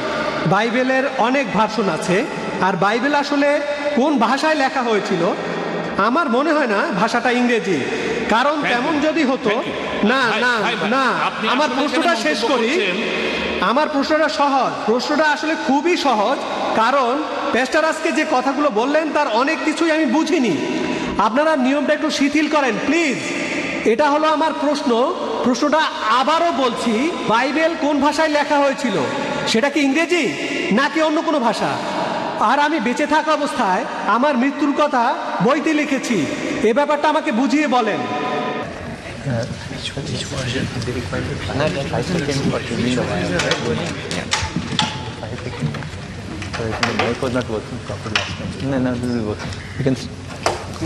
হ্যালো, আপনার মাইকটা ধার করলাম।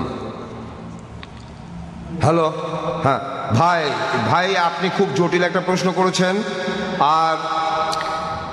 আর একদিন আমরা চায়ের দোকানে চা খেতে খেতে এটা নিয়ে আলোচনা করব। না, এটা তো সহজ প্রশ্ন, একেবারেই সহজ প্রশ্ন।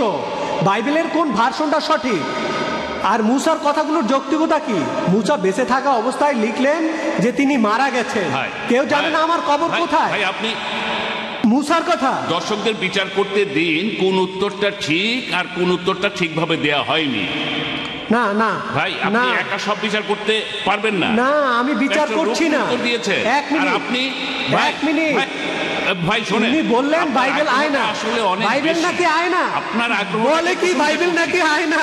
শোনেন ভাই ভাই ভাই শোনেন, তবে আমাদের এখানে বেশ কিছু নিয়ম কানুন আছে।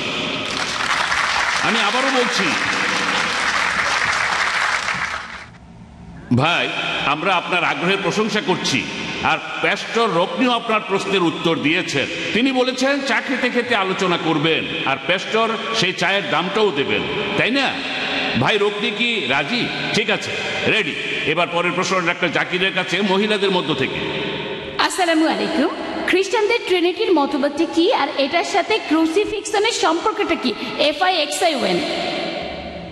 বোন, আপনি খুব সুন্দর প্রশ্ন করলেন যে ট্রিনিটির মতবাদটা আসলে কি, আর ক্রুসিফিক্সনের সাথে এর সম্পর্কটা কি, FIXION, এটা বলার জন্য ধন্যবাদ। না হলে বুঝতে একটু অসুবিধা হতো। এখানেও ইসলামিক দৃষ্টিভঙ্গি আর বাইবেলের দৃষ্টিভঙ্গি, কোরআন আর বাইবেলের কথা। এখানেও পবিত্র কোরআন বলছে, সূরা মাইদার ৭৩ নম্বর আয়াতে উল্লেখ করা হয়েছে, লাকাদ কাফারাল্লাযিনা ক্বালু ইন্নাল্লাহা সালিসু সালাসা। তারা তো কুফরি করছে, ধর্মের অবমাননা করছে যারা এমন বলে আল্লাহ তো তিনের মধ্যে একজন, অর্থাৎ ট্রিনিটি। এরপরে সূরা নিসার ১৭১ নম্বর আয়াতে উল্লেখ করা হয়েছে, ওয়ালা তাকুলু সালাসা, তোমরা ট্রিনিটি বলো না, নিবৃত হও, এটাই তোমাদের জন্য কল্যাণকর। ওয়ালা তাকুলু সালাসা, পবিত্র কোরআনে ট্রিনিটি শব্দটার উল্লেখ আছে সব মিলিয়ে 2 বার। কিন্তু যদি বাইবেল খুঁজে দেখেন, পুরো বাইবেলের ভেতরে ট্রিনিটি শব্দটা একবারও উল্লেখ করা হয়নি। যদি আপনারা এই বাইবেলটা পড়েন, এটা আকারে পবিত্রকরণের তুলনায় প্রায় দ্বিগুণ। এখানে অক্ষরগুলো আকারে ছোট, এখানে আরবি আর ইংরেজিতে ব্যাখ্যা করা হয়েছে। এই বাইবেল আসলে আকারে পবিত্রকরণের দ্বিগুণের চাইতেও বেশি। বাইবেলের কোথাও ট্রিনিটি শব্দটা পাবেন না, কোথাও না। কাছাকাছি যে অনুচ্ছেদটা আপনারা এখানে পেতে পারেন, যেখানে ট্রিনিটির কথা বলা হচ্ছে, সেটা আছে ফার্স্ট এপিস্টল অফ জনে 5 নম্বর অধ্যায়ের 7 অনুচ্ছেদে বলা হয়েছে, স্বর্গে 3 জন সবার হিসাব রাখবে, মহান পিতা, পুত্র আর পবিত্র আত্মা, আর এই 3 জন এক। ট্রিনিটির মতবাদে কাছাকাছি অনুচ্ছেদটা ফার্স্ট এপিস্টল অফ জন 5 নম্বর অধ্যায়ের 7 অনুচ্ছেদ। তবে এখন যদি রিভাইজড স্ট্যান্ডার্ড পড়েন, এটা হলো কিং জেমস ভার্সন। এই বাইবেলটা খ্রিস্টানদের মধ্যে জনপ্রিয়। এটা রিভাইজড স্ট্যান্ডার্ড ভার্সন। ভাই জানতে চাচ্ছিলেন কোন ভার্সন, আমি এখানে 5 মিনিটের মধ্যে সব উত্তর দেওয়ার চেষ্টা করছি। এটা হলো রিভাইজড স্ট্যান্ডার্ড ভার্সন, নতুন ভার্সন। ভার্সন মানে এর এক একটা এক এক রকম। আর খ্রিস্টানদের এরকম 24,000 সংস্করণ আছে এই বাইবেলের, তবে কোনোটাই একরকম না। এটা হলো নিউ কিং জেমস ভার্সন, প্যাস্টরের কাছে আছে। এটা ডুয়েই ভার্সন। এখানে আছে 73টা বই, এখান থেকে 7টা বই বাদ দেওয়া হয়েছে। অনেকেই 7টাকে বলে এগুলো বানানো হয়েছে। কারা এমনটা করেছে? প্রোটেস্ট্যান্টরা। প্যাস্টরের বাইবেলটা নিউ কিং জেমস ভার্সন, এখানে 66টা বই আছে। এটা আলাদা বাইবেল, এমন বিভিন্ন বাইবেল আছে অনেক। IRF-এ 25টারও বেশি ভার্সন আর 200-রও বেশি টাইপের বাইবেল আছে। IRF-এ দেখতে পারেন। আপনার প্রশ্নটাই আসি, এই রিভাইজড স্ট্যান্ডার্ড ভার্সনটা এটা সংস্কার করেছেন মোট 32 জন উচ্চপদস্থ বিশেষজ্ঞ, যাদের পেছনে রয়েছে মোট 50টি খ্রিস্টান ধর্মীয় সংস্থা। তারা বলেন কিং জেমস ভার্সনে অনেক ভুল রয়ে গেছে, আর এই সংস্কার করার পর তারা এই অনুচ্ছেদটা বাদ দিয়েছে, যেটার সাথে ট্রিনিটির মতবাদ মিলে যায়। ফার্স্ট এপিস্টল অফ জন 5 অধ্যায়ের 7 অনুচ্ছেদ, যে এটা বানানো হয়েছে, এটা বানানো গল্প, এটা পরে ঢুকানো হয়েছে। অনুচ্ছেদটা বাদ দিয়েছে কারা? মুসলিমরা না, হিন্দুরা না, 32 জন খ্রিস্টান বিশেষজ্ঞ, খুবই উচ্চপদস্থ, যাদের পেছনে 50টি খ্রিস্টান সংস্থা আছে। তারা অনুচ্ছেদটা বাদ দিয়েছে, যেটা ট্রিনিটির মতবাদের কাছাকাছি ছিল, যে এটা বানানো হয়েছে। ট্রিনিটি শব্দটা বাইবেলে নেই। যীশু খ্রিস্ট নিজেকে কখনো ঈশ্বর দাবি করেননি। আমি এই কথা আগেই বলেছি। 4টে সবাইকে শেখানো হয়, তারা বলে পিতা হলেন একজন, পুত্র হলেন একজন, আর পবিত্র আত্মা একজন, কিন্তু তারা 3 জন নন, আসলে একজন।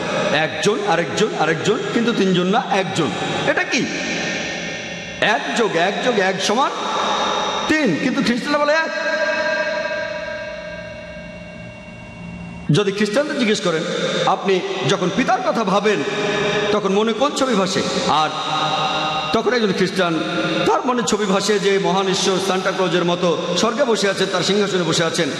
যখন আপনি ভাবেন শব্দ বা পুত্র বা যীশু খ্রিস্টের কথা, তখন জেফ্রি হান্টারের কথা ভাবেন। কিং অফ কিংস ছবিতে জেফ্রি হান্টার, সোনালি চুল, শ্বেতাঙ্গ, দেখতে ইহুদিদের মতো না, তার নাকটাও খাড়া, এরকম জেফ্রি হান্টার। আর যখন পবিত্র আত্মার কথা বলে একটা ঘুঘু পাখির মতো, যেটা এসেছিল জন দ্য ব্যাপটিস্টের সাথে ব্যাপটাইজের সময়, অথবা সেই ধোঁয়ার মতো পেন্টাকস্টের সেই ভোজসভায়। তিনটি আলাদা ছবি। কিন্তু যদি প্রশ্ন করেন আপনারা কটা ছবি দেখেছেন, তারা বলবে একটা। আপনি যতই চেষ্টা করেন এই তিনটি ছবিকে কখনো এক করতে পারবেন না। তবে জিজ্ঞেস করেন কটা ছবি দেখেছেন, তারা বলবে একটা। তারা মিথ্যে বলছে, কারণ 1 + 1 + 1 = 3, যোগ করলে 1 হয় না। তারা উদাহরণ দিয়ে বলে, দেখেন ট্রিনিটির এই মতবাদটা বুঝতে পারা খুব কঠিন। একজন লোক সে বাবা হতে পারে, ভাই হতে পারে, আর একই সাথে একজন ব্যবসায়ীও হতে পারে। তাহলে ঈশ্বর কেন পিতা, পুত্র আর পবিত্র আত্মা হবে না? আচ্ছা ঠিক আছে, আসুন একটু ভালো করে দেখি। ধরেন একজন লোক কারো বাবা, আবার কারো ভাই, আর একজন ব্যবসায়ী। এখন লোকটার বোন তাকে কিছু কথা বলল, গোপন কথা। স্বাভাবিকভাবেই লোকটার বাবা সত্তাটা সে কথাটা জানবে, ব্যবসায়ী সত্তাটাও জানবে। কিন্তু যদি বাইবেল পড়েন, গসপেল অফ মার্ক 13:32 বলা হয়েছে, যীশু খ্রিস্ট নিজেই বলেছেন, সেদিনের কথা, সেই সময়ের কথা কোনো মানুষ জানে না, কোনো দেবদূত জানে না, এমনকি পুত্রও জানে না, শুধু স্বর্গের পিতা জানেন। তার মানে শেষ বিচারের দিনের কথা যীশু খ্রিস্ট জানে না, দেবদূতরাও জানে না, পবিত্র আত্মাও জানে না, শুধু মহান ঈশ্বরই জানেন। তার মানে এই তিনজন আসলে এক নন, তিনজন আসলে এক নন। এই ট্রিনিটি এমন একটা মতবাদ যেটা অযৌক্তিক। যতই চেষ্টা করেন এটা ব্যাখ্যা করতে পারবেন না। যেমন ধরেন খ্রিস্টানরা বলে যে যীশু খ্রিস্ট ক্রুশবিদ্ধ হয়ে মারা গেছেন। তার মানে কি বলবেন যে ঈশ্বর ক্রসে মারা গেছেন?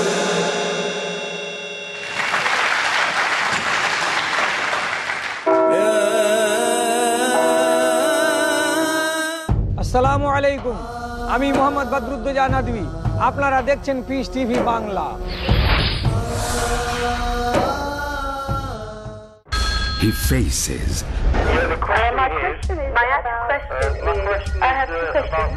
He listens. My question is about the beard about Imam Mahdi. What are the people believing? He answers. So number one is the help of Allah. He satisfies in the light of glorious Quran and authentic Hadith. If Allah helps you, believe me, you have to get success. Catch Dr. Zakir.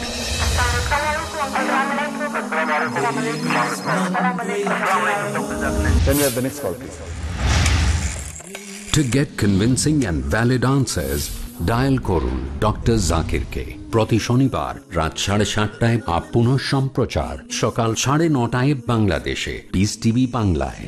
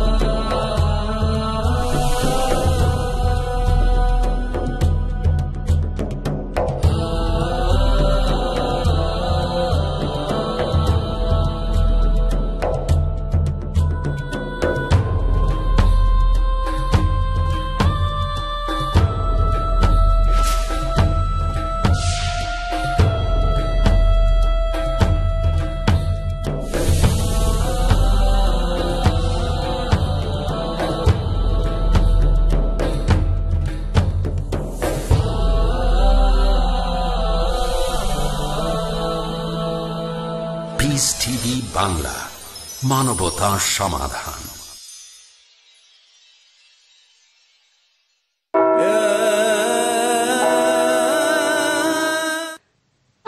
আপনার লেকচারের শুরুতে বললেন যে আমরা মানুষরাই আসলে বিভিন্ন পাপ করে থাকি, ঈশ্বর এগুলো করান না।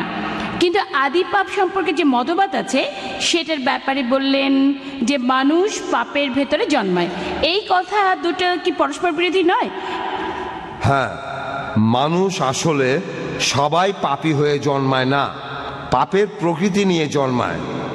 ওকে, তার মানে সব মানুষের মধ্যেই পাপ করার প্রবৃত্তিটা রয়েছে, কিন্তু একটা শিশু মারা গেলে কি হবে? সে নিষ্পাপ, সে স্বর্গে যাবে, আমি এটাই বিশ্বাস করি। ওকে, তবে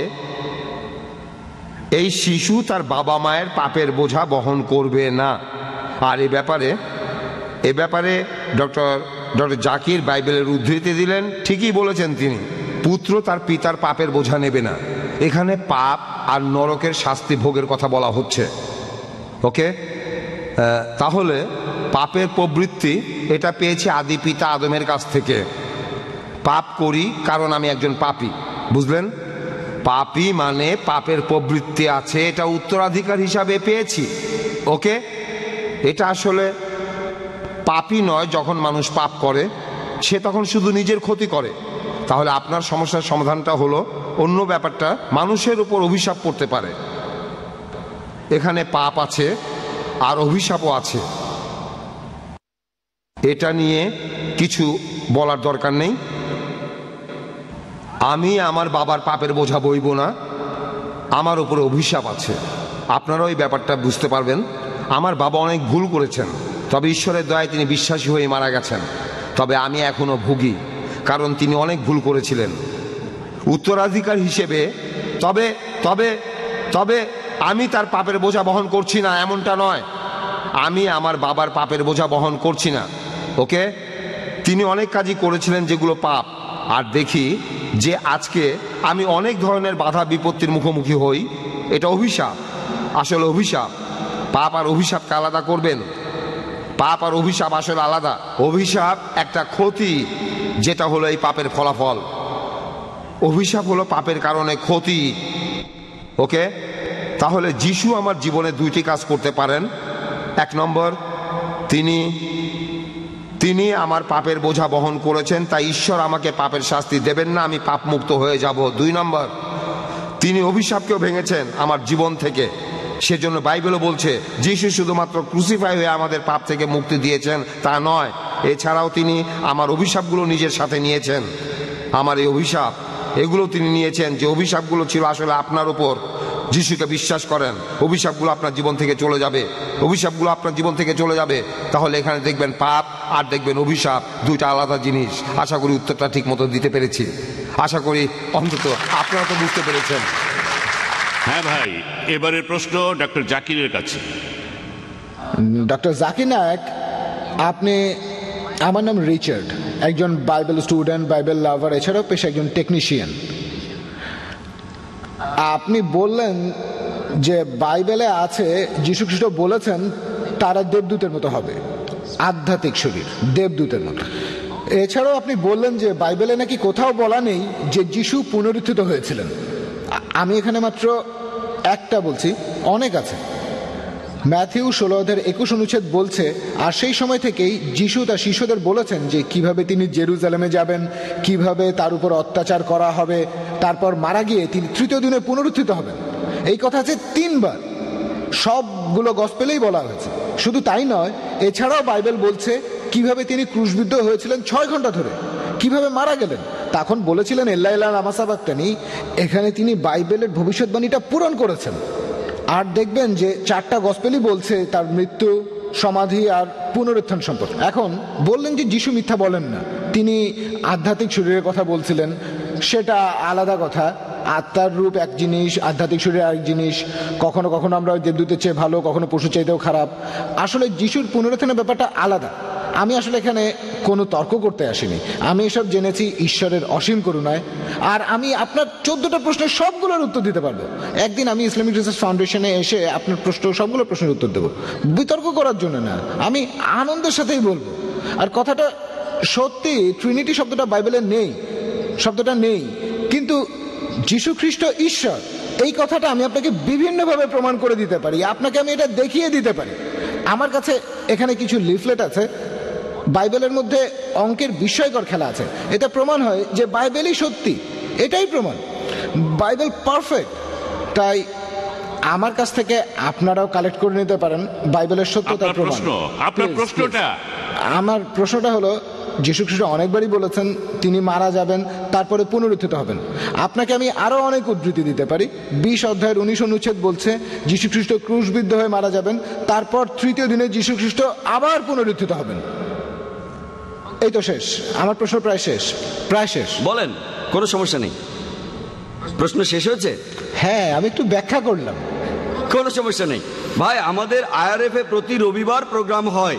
বাইবেলেই সবকিছুর উত্তর আছে, অন্য কোনো ধর্মে নেই। রবিবার আমরা IRF এ প্রোগ্রাম করে থাকি, ঠিকানাটা আপনি জেনে নিন। প্রত্যেক রবিবার সকাল 10:30। সেখানে আমার লেকচার শেষ হলে আপনি যে কোনো প্রশ্ন করতে পারেন, এমনকি কোরআনের সমালোচনা করতে পারেন, কোরআনের বিরুদ্ধেও বলতে পারেন, সমস্যা নেই। আপনার কথা সাদরে গ্রহণ করবো, আমরা আলোচনা করতে চাই, একে অন্যকে ভালোভাবে বুঝতে চাই। ভাই, বাইবেল নিয়েও জিজ্ঞেস করতে পারেন, সমস্যা নেই। আমি বাইবেল সম্পর্কে আপনাকে জানাবো। হ্যাঁ, অবশ্যই বলবেন। যেমন একটু আগে বললেন ভাই, একটু আগে গসপেল অফ ম্যাথিউ থেকে উদ্ধৃতি দিলেন। কোন উদ্ধৃতি? যিশু বলেছেন তিনি মারা যাবেন, তারপর উত্থিত হবেন। তিনি নিজেই বলেছেন, আমিও মানি, আমরা সবাই মানি যে তিনি মারা গিয়ে উত্থিত হবেন, দ্বিতীয়বার আসার পর মারা গিয়ে উত্থিত হবেন।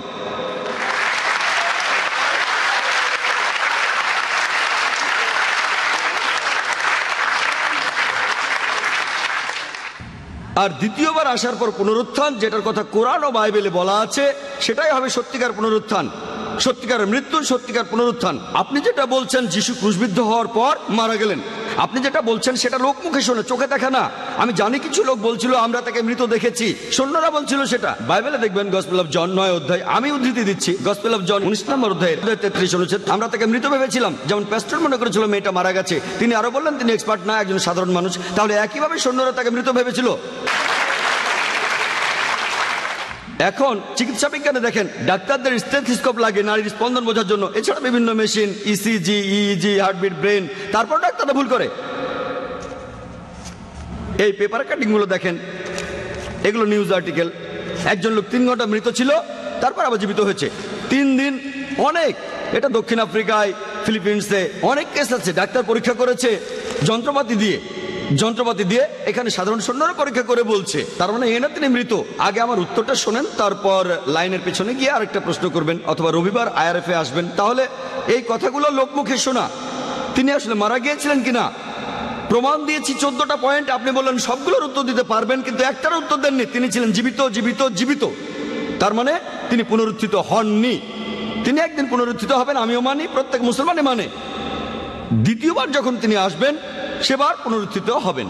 আর পবিত্র কোরআন বলছে, সূরা মাইদার 116 ও 117 নম্বর আয়াতে উল্লেখ আছে, যিশু বলেছেন যে হে আল্লাহ, তুমি এখানে সাক্ষী, আমি তাদের কখনোই বলিনি আমার উপাসনা করো বা আমি আল্লাহ, বরং আমি বলেছি আল্লাহর ইবাদত করো, রাব্বি ওয়া রাব্বুকুম, তিনি আমাদের সকলের প্রভু। যিশু খ্রিস্ট সেটাই প্রচার করেছেন যেভাবে আল্লাহ তাআলা নির্দেশ দিয়েছেন। তিনি বলেছেন তোমরা শুধু এক আল্লাহর ইবাদত করবে, নিজেকে তিনি আল্লাহ বলেননি। আমি এই কথা আগেও বলেছি, গোটা বাইবেলে স্পষ্ট করে আপনি কিছুই পাবেন না। আপনি বললেন বাইবেলে নাকি এমন কথা আছে, যিশু বলেছেন তিনি ঈশ্বর। গোটা বাইবেলে স্পষ্ট করে বলা আছে, এমন কথা কোথাও পাবেন না যেখানে যিশু তার নিজের মুখে নিজেকে ঈশ্বর দাবি করেছেন আর বলেছেন আমার উপাসনা করো।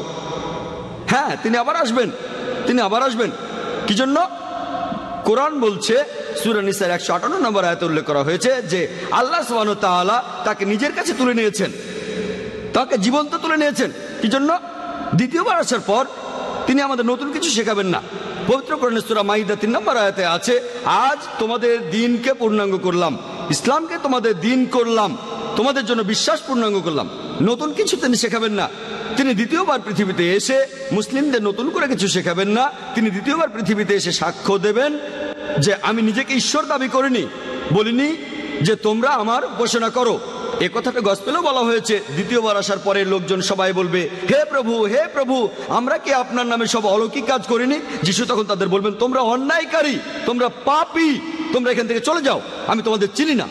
তিনি এ কথা কাদের বলবেন? মুসলিমদের, হিন্দুদের, খ্রিস্টানদের। তোমরা আমার নামে অলৌকিক কাজ করেছো, তোমরা এখান থেকে চলে যাও, আমি তোমাদের কাউকে চিনি না। যিশু খ্রিস্ট দ্বিতীয়বার যখন আসবেন, সেই সময় পবিত্র কোরআনে সূরা ইমরানের 185 নম্বর আয়াতে উল্লেখ করা হয়েছে, কুল্লু নাফসিন যায়কাতুল মউত, জীবমাত্রায় মৃত্যু স্বাদ গ্রহণ করিবে। যিশু মারা যাবেন সাধারণ মানুষের মতোই, তারপর ইনশাআল্লাহ পুনরুত্থিত হবেন তিনি।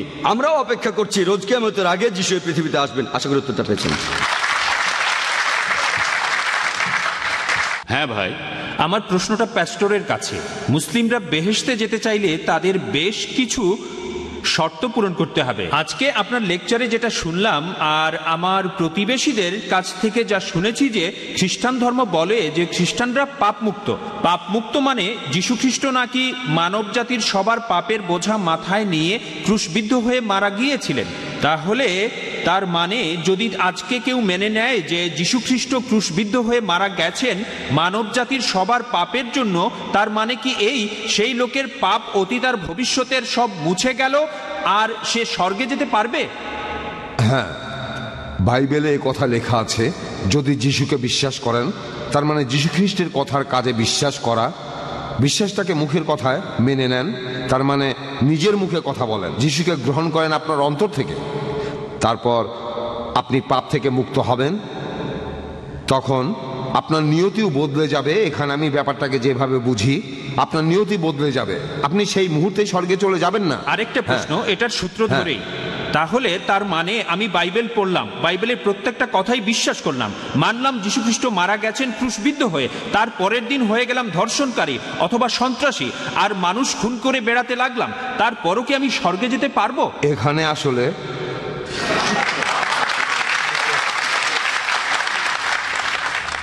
যদি আপনি আজকে সত্যি সত্যি যীশু খ্রিস্টকে বিশ্বাস করেন, আগামীকাল আপনি ধর্ষণ করবেন না। না কেন? এমনটা তো হতেই পারে। আপনার জীবন এতটাই বদলে যাবে। তাহলে মিথ্যা বলছেন, আপনি যিশুকে বিশ্বাস করেন না। দেখেন, স্বর্গে যাওয়ার একমাত্র শর্ত হলো আমি বিশ্বাস করব যিশুকে, তিনি ক্রুসিফাইড হয়েছেন, মানব জাতির পাপের জন্য ক্রুশবিদ্ধ হয়ে মারা গেছেন, এটাই তো স্বর্গে যাওয়ার একমাত্র শর্ত। আপনার লেকচারেও একই কথা বললেন।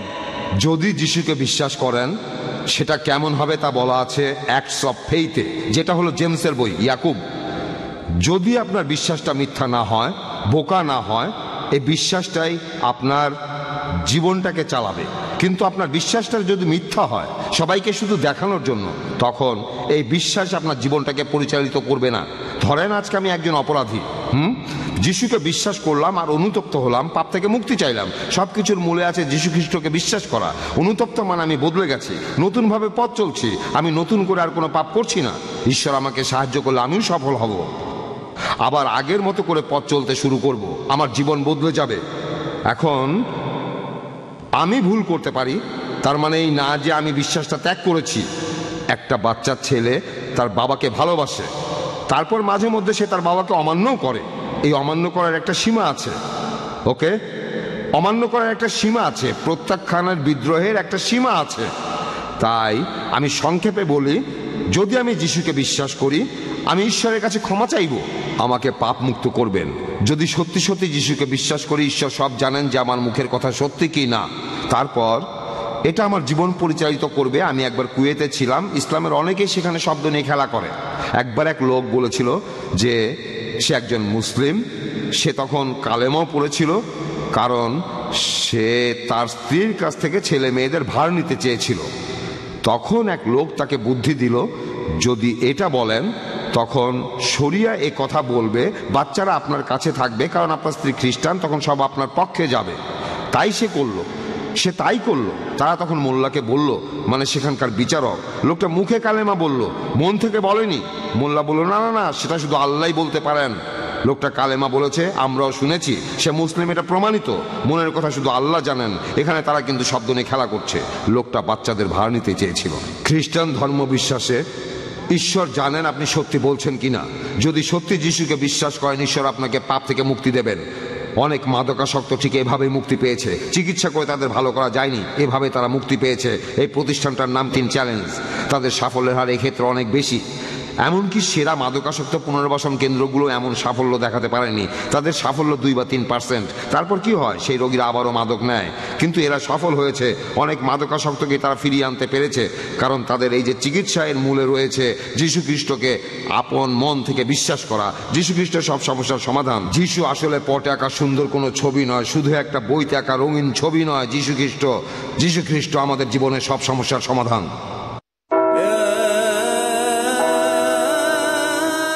ফিল্টার করলে পানি বিশুদ্ধ হয়, ডায়ালাইসিস করলে রক্ত বিশুদ্ধ হয়, তাপ দিলে সোনা বিশুদ্ধ হয়। আমাদের কষ্টার্জিত টাকা কিভাবে বিশুদ্ধ হবে? আল্লাহ সুবহানাহু ওয়া তাআলা পবিত্র কোরআনে অনেকবার এই কথা বলেছেন, আকিমুস সালাত ওয়া আতুজ যাকাত, অর্থাৎ তোমরা নামাজ আদায় করো এবং যাকাত দাও। যাকাত দিয়ে সম্পদকে বিশুদ্ধ করুন। বর্তমানের এই যুগে ইসলামের বাণী প্রচারের জন্য স্যাটেলাইট চ্যানেল হলো সবচেয়ে সেরা মাধ্যম। পিস টিভিকে সমর্থন করুন, ডোনেশন এবং জাকাত পাঠানোর ঠিকানা IRFI আল Ryan bank, quadrant code 48 Calthorpe road, Birmingham, UK। Post code B151TH। Pound account number 011-32301। Euro account number 011-32302। US dollar account number 011-32303। Short code 300083। Swift BIC code IBOBZB22। IBAN GB52 LOYD 30963401 024192। টেলিফোনে টাকা ট্রান্সফারের জন্য call করুন 442082424321। টাকা পাঠিয়ে আমাদের email করুন admin@peacetv.tv। আপনার দায়িত্ব পালন করে পুরস্কার নিশ্চিত করুন। যাকাত দিয়ে এই দায়িত্ব পূরণ করুন। Piece TV.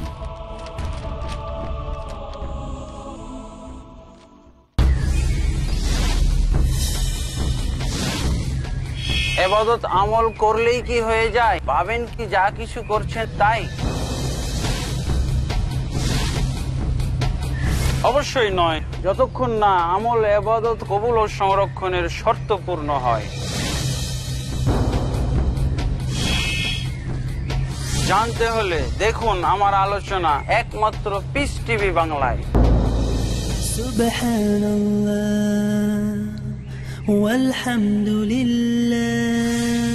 বুঝুন সেই বিশিষ্ট নীতিমালা যার কারণে ইসলাম সারা বিশ্বে জনপ্রিয় হয়ে উঠেছে। দেখুন ইসলামের মৌলিক জ্ঞান প্রতি শনিবার রাত 8:30 বা পুনঃ সম্প্রচার সকাল 7টায় বাংলাদেশে পিস টিভি বাংলায়। ঈমান, সত্যবাদিতা, উত্তম চরিত্র, সম্প্রীতি ও ভালোবাসা একজন আদর্শ মুমিনের ভূষণ।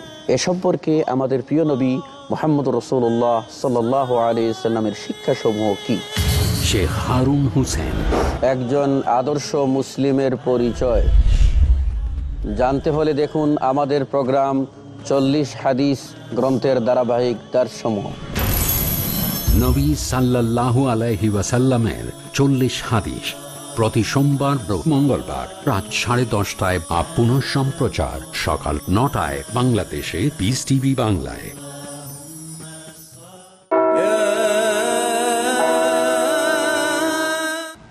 আচ্ছা, এবারের প্রশ্নটা মহিলাদের মধ্য থেকে।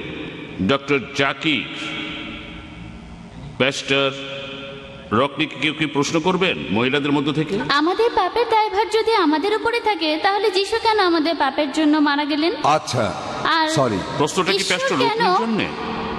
হ্যাঁ, ঈশ্বর সেজন্য যিশুকে কেন শাস্তি দিবেন? যদি আমাদের পাপের দায় আমাদের উপরেই থাকে তাহলে যিশু কেন আমাদের জন্য মারা গেলেন? আর দ্বিতীয় প্রশ্নটা সেটা কি? আমাদের জন্য ঈশ্বর কেন যিশুকে শাস্তি দিবেন? আচ্ছা, আইন বলতো আমরা সবাই পাপী। এই আইনটা ছিল যিশুর আগে। সেখানে মানুষের কাছে ঈশ্বর কি চান সেটা বলা আছে। সেখানেই আসলে বলা হয়েছে যে আমরা কতটা পাপী। ওকে, তাহলে এই পাপ থেকে কোনো মুক্তি নেই। সব মানুষেরই একই অবস্থা, কোনো মুক্তি নেই। আর মুসার আইন নিশ্চিত করে বলছে পাপ থেকে মুক্তি নেই, তোমরা যতই চেষ্টা করো সফল হবে না। তারপর যিশু আসলেন এই চক্রটা ভেঙে দিতে।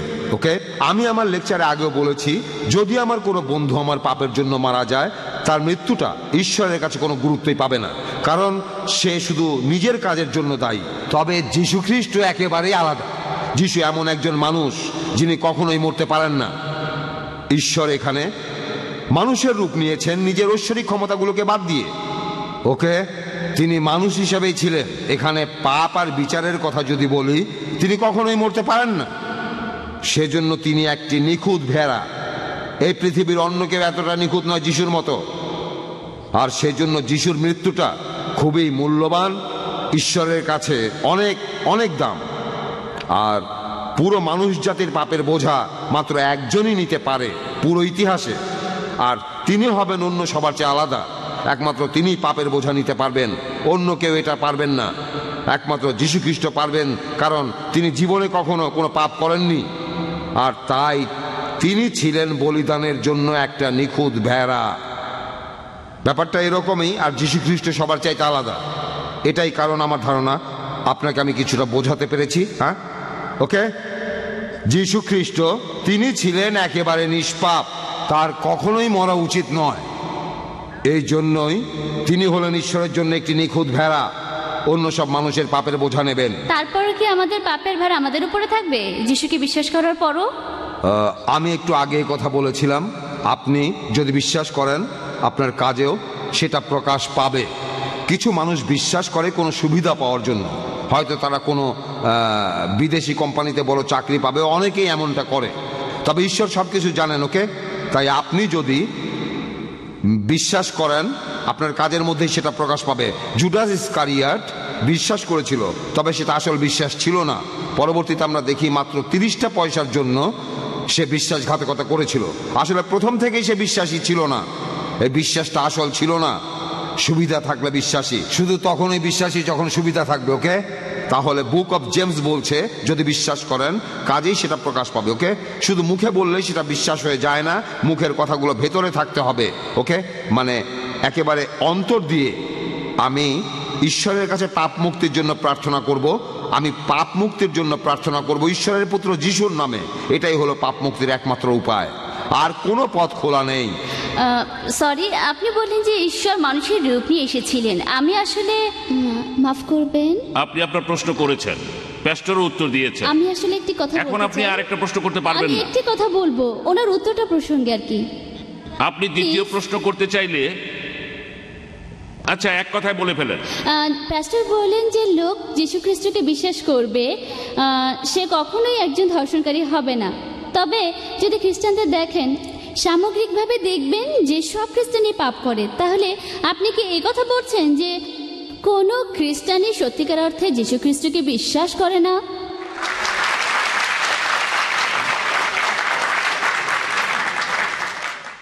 আপনি অবিশ্বাসী খ্রিস্টানদের কথা বলছেন। অনেক লোকই সমাজে খ্রিস্টান বলে পরিচিত, অনেক লোকের উপরে খ্রিস্টান লেভেলটা রয়েছে, তারা অনেক অন্যায় করছে। এমনকি ব্রিটিশরা যখন ইন্ডিয়ায় ছিল, এটা আমার মনে হয় আপনার যদি খারাপ লাগে তাহলে আমি দুঃখিত, তারা ইন্ডিয়ায় যিশুকে ঠিকভাবে তুলে ধরেনি, চালু করেছে খ্রিস্টান নাম। যেমন ধরেন আমার নাম ছিল শর্মা, নাম হয়ে যাবে টনি বা জনি। যদি আমি খ্রিস্টান হই, আমার মন কিন্তু বদলায়নি, খোলসটা বদলেছে। এগুলো যীশু খ্রিস্টের বিশ্বাসীদের বৈশিষ্ট্য নয়। আমি আমার লেকচারে এই কথাটা আগেও বলেছি, আপনারা বিশ্বাসী খ্রিস্টান দেখবেন, ট্র্যাডিশনাল খ্রিস্টানও দেখবেন, সবাই মিশে গেছে। এই ট্র্যাডিশনাল খ্রিস্টানদের দেখেই আপনার মধ্যে এই ভুল ধারণাগুলো হচ্ছে। আপনি যে খ্রিস্টানদের কথা বলছেন তারা ট্র্যাডিশনাল, তারা অনেক আলাদা। খ্রিস্টানরা আমরা মূর্তি পূজা করি না, আমরা কোনো ছবি রেখে নতজানু হই না। প্যাস্টরকেও জিজ্ঞাসা করেন, মূর্তি পূজা করি না। তবে আগে আমি এমনটা করতাম, তারপর আমি বাইবেল আর তাওরাত পড়লাম, তখন এটা বন্ধ করলাম। আমি জানতাম না, আমি আগে মূর্তি পূজা করতাম, আমি প্রার্থনা করতাম মৃত আত্মার কাছে। ঈশ্বর এগুলো করতে নিষেধ করেছেন, আমি জানতাম না। কিন্তু আমিও খ্রিস্টানই ছিলাম, আমাকেও তখন খ্রিস্টান বলা হতো। আমি মহান ঈশ্বরকে বাদ দিয়ে মানুষের কাছে প্রার্থনা করতাম, মেডিয়েটরে মেডিয়েটরে মেডিয়েটরে মেডিয়েটরে মেডিয়েটরে ইত্যাদি ইত্যাদি। একমাত্র ঈশ্বরই ক্ষমা করতে পারেন। আর আপনি সেই খ্রিস্টানদের কথা বলছেন যাদের একটা লেভেল আছে। আমি বলছি বিশ্বাসী খ্রিস্টানদের কথা, আমি বাইবেলে বিশ্বাসীদের কথা বলছি, যে খ্রিস্টানরা বাইবেল বিশ্বাস করে, তারা খুবই ভালো খ্রিস্টান। আমি সেই খ্রিস্টানদের কথা বলছি, ওকে। তাহলে আপনি সত্যিকারের খ্রিস্টানদের দেখেননি, দেখেছেন যাদের লেভেল আছে, তাদের নামগুলো পশ্চিমা নামগুলোর মতো। আপনি বললেন যে পবিত্র বাইবেলে কথা লেখা আছে যে যখন যিশু ফিরে আসলেন তার শিষ্যরা যিশুকে দেখে ভয় পেয়ে গিয়েছিল। তিনি তো মারাই যাননি, তাহলে ভয় পাবে কেন?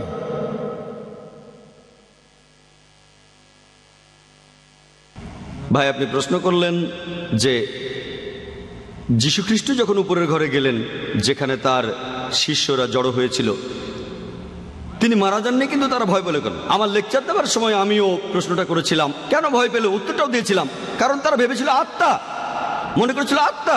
কিন্তু আপনি তো বললেন তিনি মারা গেছেন। আমি সেটাই বলছি, তারা আসলে জানতো না তিনি মারা গেছেন। আচ্ছা, ধরেন আপনি মারা গেলেন, তারপর এখানে আসলেন, তখন ভয় পেয়ে সবাই এখান থেকে পালিয়ে যায়। হ্যাঁ, ঠিক আছে, আমিও একমত। আপনি একমত? ধরেন আমি খবরের কাগজে পড়লাম যে অমুক লোক 10 তলা থেকে পড়ে গেছে, হ্যাঁ, আর সে মারা গেছে। কিন্তু আগামীকাল যদি সেই লোক আসে, আমি তো ভয় পাবোই।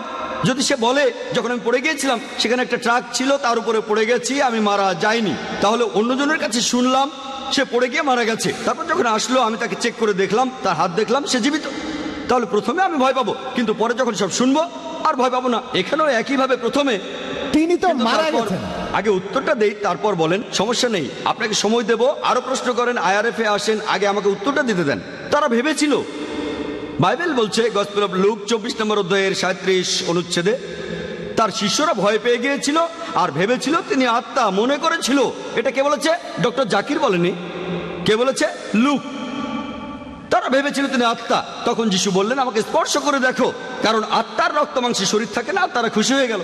প্রথমে ভয় পেয়েছিল কারণ তারা ভেবেছিল আত্মা, যখন প্রমাণ করলেন তিনি আত্মা নন, তারা খুশি হয়ে গেল। এই কথা কে বলেছে? Gospel of look. গসপেল বলছে যিশু মারা গিয়েছিল, সমাধিতে রাখা হয়েছিল, তারপর এসেছিলেন।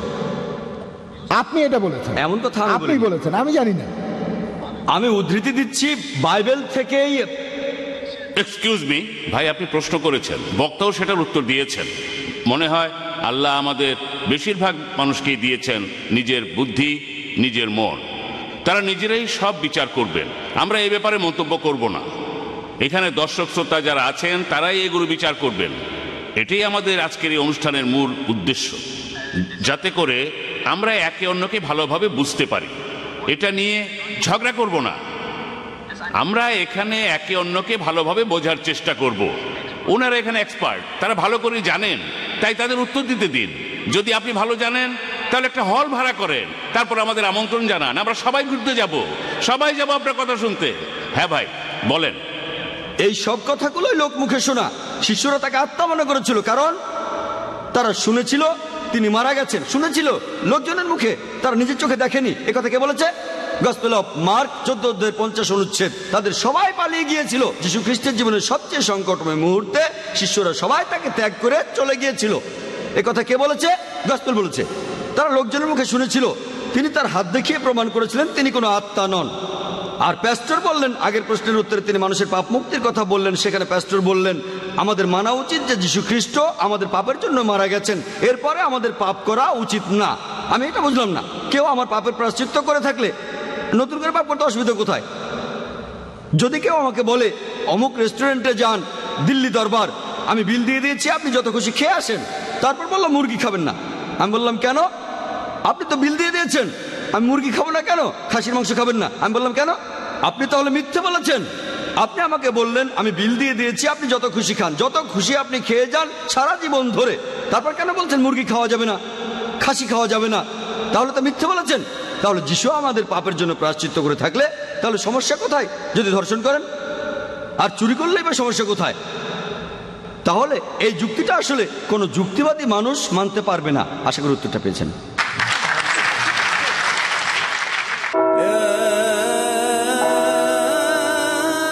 আসসালামু আলাইকুম ওয়া রাহমাতুল্লাহ। আমি মোহাম্মদ হাশিম মাদানি, আর আপনারা দেখছেন পিস টিভি বাংলা।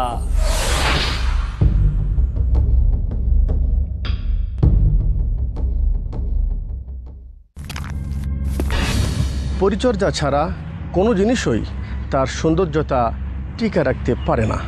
ঠিক তেমনই ঈমান ও আমলের পরিচর্যা ছাড়া একজন মুমিনও তার লক্ষ্য উদ্দেশ্যে বুঝতে পারে না। শাইখ আখতার মাদানী। আসুন রসুল সাল্লাল্লাহু আলাইহি সাল্লামের রেখে যাওয়া বাণী শ্রবণের মাধ্যমে নিজের ঈমান তাজা করুন এবং রিয়াদুস সালেহিনের দর্শে আমার সাথে থাকুন। দেখুন রিয়াজুস সালেহীন কাল সন্ধ্যা 6টায়, পুনঃ সম্প্রচার দুপুর 12টায় বাংলাদেশে পিস টিভি বাংলায়।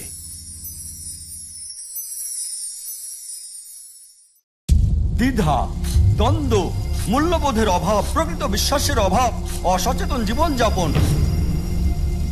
ধর্মকে ভুলভাবে তুলে ধরা, ধর্মীয় গ্রন্থের পরিবর্তন এবং সংস্করণ যথাযথ তথ্য পেতে সকল ক্ষেত্রে আমি সংগ্রাম করছি সত্য প্রকাশ করতে, কারণ এটা যেন আপনার অধিকার আর আমার দায়িত্ব সত্যটা বলা। দেখুন সত্য উন্মোচন কাল রাত 9টায়, পুনঃ সম্প্রচার সকাল 7:30টায় বাংলাদেশে পিস টিভি বাংলায়।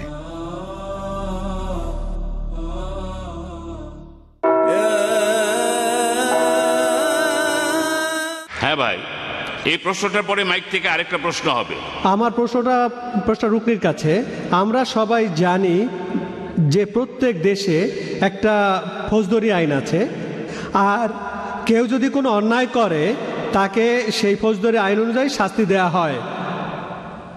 তবে এত কিছুর পরেও যদি খবরের কাগজ পড়েন, সেখানে দেখবেন হাজার হাজার খুন, ধর্ষণ, আর পুরো পৃথিবীটা জুড়েই এমন অপরাধ চলছে। ধরেন আপনি আপনার লেকচারে যে কথাগুলো বললেন লেকচারের শুরুতে, যে যীশু খ্রিস্ট ক্রুসিফাইড হয়েছিলেন, নিজের পাপের জন্য তিনি এই শাস্তি পাননি, বরং ক্রুসিফাইড হয়েছিলেন মানব জাতির সবার পাপের প্রায়শ্চিত্তের জন্য, মানে খ্রিস্টানদের পাপের জন্য।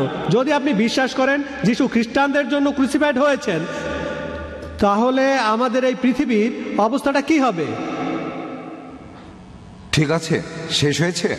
বাইবেলে বলা আছে যিশু মারা গিয়েছেন পৃথিবীর সব মানুষের পাপের বোঝা নিয়ে। যে লোক যিশুকে বিশ্বাস করে সে পাপ থেকে মুক্ত হবে। এই বিশ্বাসটা আসলে আপনার জন্য, পৃথিবীর সব মানুষের জন্য। তাহলে তখন পরিস্থিতি নিয়ন্ত্রণ করবে কে? সবাই যদি এটা বিশ্বাস করে, হ্যাঁ, আপনাকে আজ এখানে খুন করতে পারি, হ্যাঁ, আর কালকে আমি আদালতে গিয়ে বলবো আমার পাপের জন্য যিশু ক্রুসিফাইড হয়েছেন, আমার বিচার করতে পারবেন না। হ্যাঁ, এটা কি কাগজে লিখে দিতে পারবেন যে এই লোকের বিচার করা যাবে না, এর জন্য যিশুকে ক্রুসিফাইড করা হয়েছে? এই প্রশ্নটার উত্তর আমি আগেও দিয়েছিলাম। বুক অফ জেমসে আছে, আরবিতে ইয়াকুব বলছেন, যদি সত্যি বিশ্বাস করেন আমাকে খুন করবেন না। আপনি খুন করবেন না, এটা লিখে দেন, যদি মিস্টার ইফতেখার আজকে আমাকে খুন করে আর এজন্য কোনো আদালতে তার বিচার করা যাবে না, লিখে দিতে পারবেন? হ্যাঁ, এই কথাটা লিখে দিতে পারবেন? এক মিনিট, আমি কালকেই বিশ্বাস করব যে যীশু খ্রিস্ট আমাদের জন্য ক্রুসে মারা গিয়েছেন, কালকেই বিশ্বাস করব, আমি একজন খ্রিস্টান হয়ে যাব। দেখেন এই দুইটা ব্যাপার আলাদা। আগেও বলেছি পাপ আর পাপের ক্ষতি আলাদা। ওকে, পাপ জিনিসটা হলো আলাদা। আপনাকে একটা সহজ কথা না, দেখেন শোনেন, আপনি তো একজন বিশ্বাসী, আপনি খ্রিস্টান ধর্মে বিশ্বাস করেন, একজন খ্রিস্টান। হ্যাঁ, আজকে সকালে আমার মেয়েকে বলেছিলাম তুমি 1 থেকে শুরু করে 20 ঘরের নামটা একেবারে সব মুখস্থ করে ফেলবে, মুখস্থ করো, আমি সন্ধ্যায় এসে শুনবো। শুধু আমাকে খুশি করার জন্য সে সব মুখস্থ করেছে, সবগুলো মুখস্থ করে আমাকে সন্ধ্যায় শুনিয়েছে। ডাক্তার জাকির নায়েক খ্রিস্টান নন, একজন মুসলমান, কিন্তু তিনি প্রত্যেকটা বাইবেল থেকে উদ্ধৃতি দিতে পারেন, যে কোনো বাইবেল। হ্যাঁ, আপনি একজন বিশ্বাসী, বলেছেন যে আমি বিশ্বাসী, যিশুকে ভালোবাসি, কিন্তু বাইবেল থেকে একটা উদ্ধৃতি দিতে পারেন না। Brother, you have to put...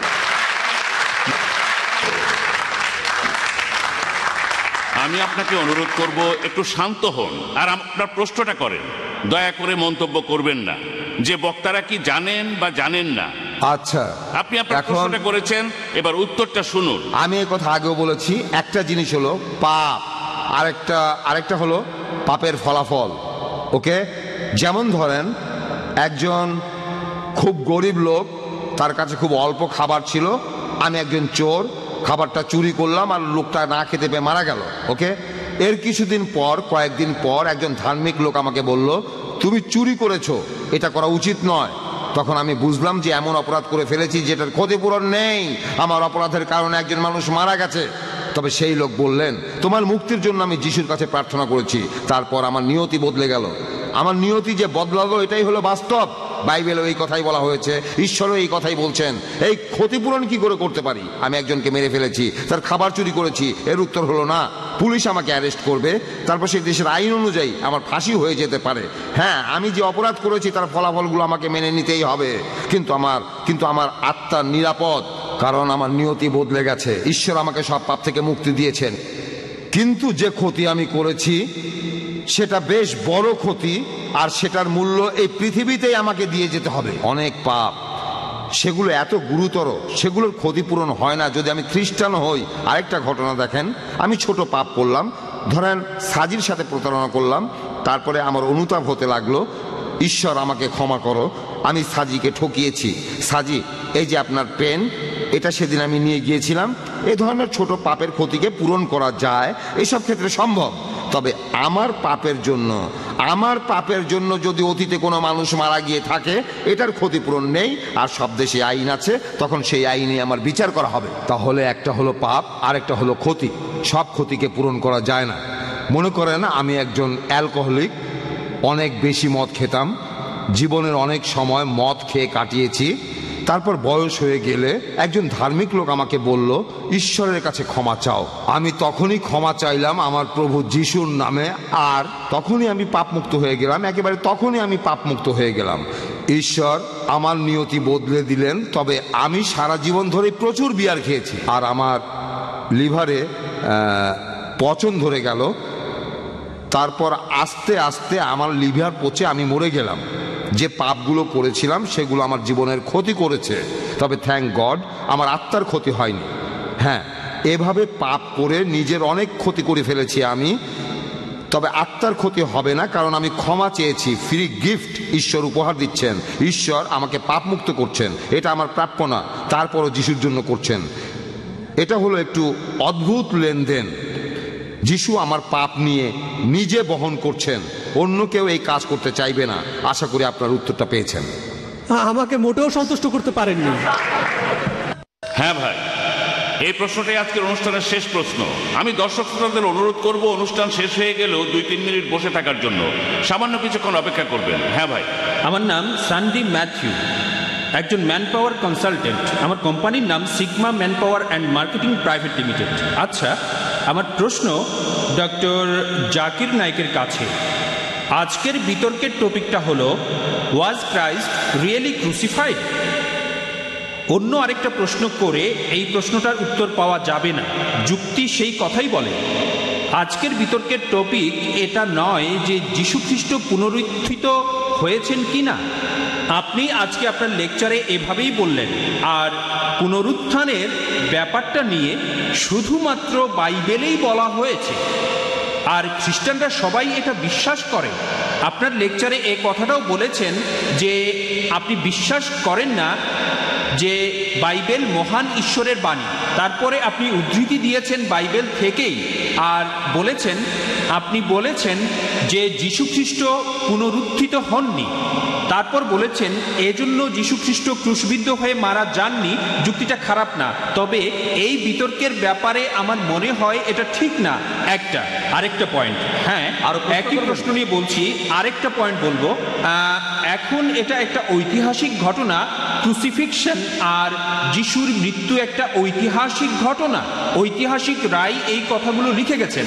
Josephus নামে এক ইহুদি ঐতিহাসিক যিশু খ্রিস্টের এই ক্রুসিফিকশন নিয়ে অনেক কিছু লিখেছেন। এই ঘটনাটা সিক্রেট না, রীতিমতো মিছিল করে যিশুকে অত্যাচার করে মারা হয়েছে। যিশু যদি মারা না যান তাহলে তার কি হয়েছিল? তিনি কি কোথাও লুকিয়ে গেছেন? যখন তাকে ক্রস থেকে নামানো হলো, তাকে শোয়ানো হয়েছিল, অনেক লোকজনই এই ঘটনা দেখেছিল। এটাকে অস্বীকার কিভাবে করবেন? এছাড়াও আরেকটা কথা বলবো, কারণ আমি শেষ প্রশ্নটা করছি। প্রশ্ন করে যাচ্ছেন, অলরেডি 3টা প্রশ্ন করে ফেলেছেন। 3টা প্রশ্ন আরো করতে পারেন, কোনো সমস্যা নেই, তবে এই ব্যাপারে চেয়ারপারসনকে জিজ্ঞেস করে নেন, আমি সবগুলোর উত্তর দেব। আরেকটা প্রশ্নের উত্তর দেবেন? আরেকটা প্রশ্ন। ভাই আমি আমাদের বক্তাকে আগে এই প্রশ্নের উত্তর দিতে দিন, আমাদেরও হাতে সময় কম, তাকে উত্তরগুলো দিতে দিন। যদি সময় থাকে তাহলে আরো প্রশ্ন করতে পারবেন। ভাই 4টা প্রশ্ন করেছেন। একটা কথা, আরেকটা কথা, এটা আসলে প্রশ্নোত্তর পর্ব। আপনি এখানে শুধু প্রশ্ন করবেন, মন্তব্য করবেন না। আপনি পরে একদিন IRF-এ আসেন, তখন বিস্তারিত আলোচনা হবে, তখন আলোচনা করবেন, কিন্তু এখন করবেন না। প্লিজ কোনো রকম মন্তব্য করবেন না, আগে প্রশ্ন করুন, উত্তর শুনুন। ভাই আপনি 4টা প্রশ্ন করেছেন, বললেন যে টপিক হলো ওয়াজ ক্রাইস্ট রিয়েলি ক্রুসিফাইড, আর এখানে পুনরুত্থানের কথা কেন বলছি, আর তারপর বললেন যদি যীশু খ্রিস্ট পুনরুত্থিত না হন তাহলে তিনি ক্রুসিফাই হননি। আপনি আসলে উল্টো পথে হাঁটছেন। আমি যেটা করতে চেয়েছিলাম, আমি এক ঢিলে দুটো পাখি মারতে চেয়েছিলাম। আমি আরেকটা বিতর্ক করতে চাই না যিশুর পুনরুত্থান নিয়ে। দুটো পাখি এক ঢিলে, যদি মারা না যান তিনি ক্রুসিফাইড হননি, যদি মারা না যান তিনি পুনরুত্থিত হননি। এক ঢিলে দুটো পাখি। যদি আপনি এখান থেকে পুনরুত্থান শব্দটা বাদ দেন, তারপরও যুক্তিটা এরকমই থাকবে। আর আপনি পরে ভিডিও ক্যাসেট দেখতে পারেন বাজারে আসার পরে। প্রথমে আমি বলেছি যদি কেউ মারা না যায় সে ক্রুসিফাইড হবে না। তারপরে আমি বলেছি যে পুনরুত্থান হতে গেলেও তাকে আগে মরতে হবে। আমি এক ঢিলে দুটো পাখি মেরে প্রমাণ করতে চেয়েছি যে যীশু খ্রিস্ট আসলে মারা যাননি। যদি মারা না যান তিনি ক্রুসিফাইড হননি। যদি মারা না যান কিভাবে পুনরুত্থিত হবেন? আমি এখানে এক ঢিলে দুটো পাখি মারতে চেয়েছিলাম, তবে টপিকের মধ্যে থেকেই আমি টপিকের বাইরে চলে যাইনি, কারণ এই দুটো ব্যাপারে ইম্পর্টেন্ট। পলের কথা অনুযায়ী 1 করিন্থিয়ান 15 অধ্যায়ের 14 অনুচ্ছেদে যে যদি যীশু খ্রিস্ট মারা না যান, না ওঠেন, আমাদের শেখানো মূল্যহীন, তোমাদের বিশ্বাসও মূল্যহীন। আমি এক ঢিলে দুটো পাখি মারতে চেয়েছি।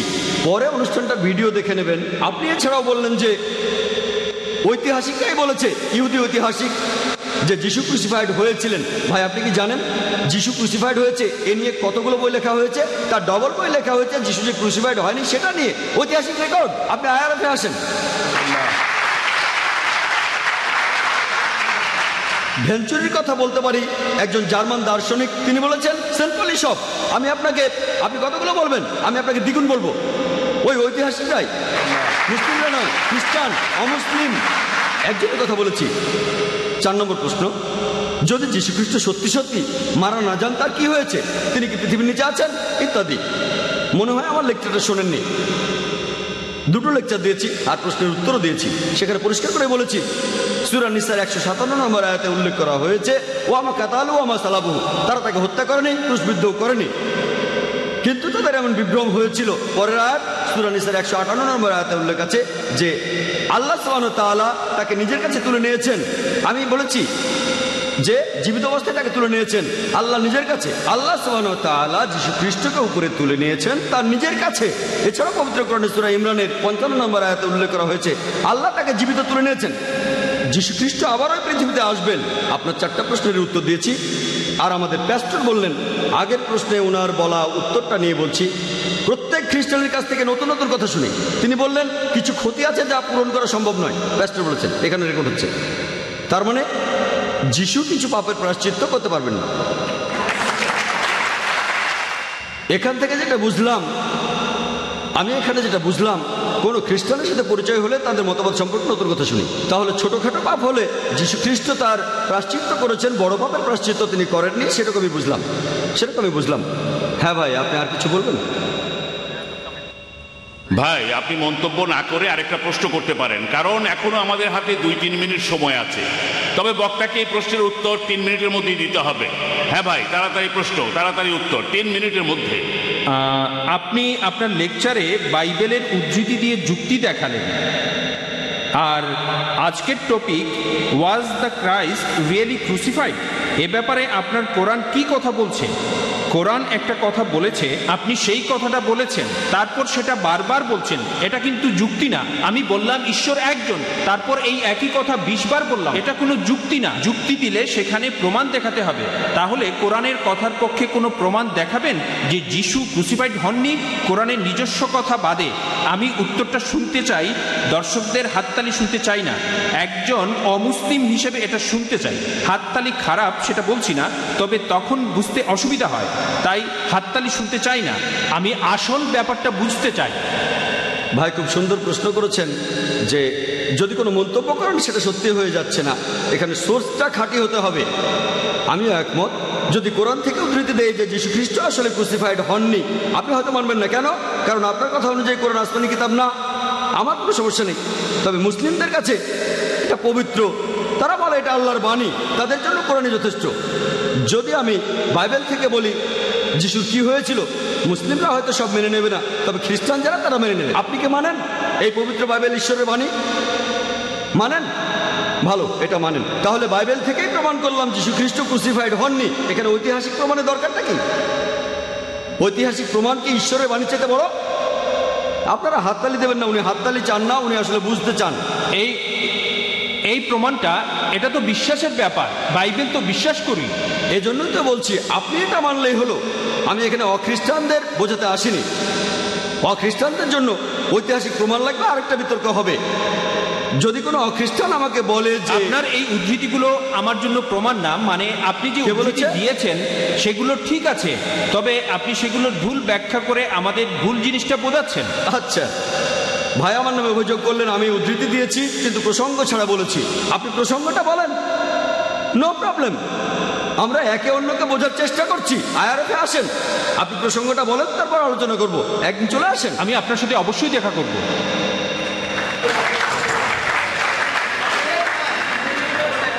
জাযাকাল্লাহ খায়ের। আমরা ধন্যবাদ জানাই আল্লাহকে যে অনুষ্ঠানটা ঠিক মতো শেষ করতে পেরেছি। আমরা আজ একে অন্যকে ভালোভাবে বোঝার চেষ্টা করেছি, আশা করি আপনারাও উপভোগ করেছেন। আমি সবশেষে ধন্যবাদ জানাই ইন্ডিয়াস গসপেল মিশন ও ইসলামিক রিসার্চ ফাউন্ডেশনকে এই অনুষ্ঠানটা সফলভাবে আয়োজন করার জন্য। আমি ব্যক্তিগতভাবে ধন্যবাদ জানাই প্যাস্টর রোকনি, প্যাস্টর সাজি, ডাক্তার জাকির এবং এখানে উপস্থিত সব দর্শক শ্রোতাকে। জাযাকুমুল্লাহ খায়রান। আল্লাহ আমাদের সবাইকে পুরস্কৃত করুন। Every morning on every news flash, I hear the sorrow of the world. It seems like everybody's lost and scared, trying to make sense of it all. And as I travel to and fro, so many faces pass me by. I see lonely hearts living lonely lives, just biding their time.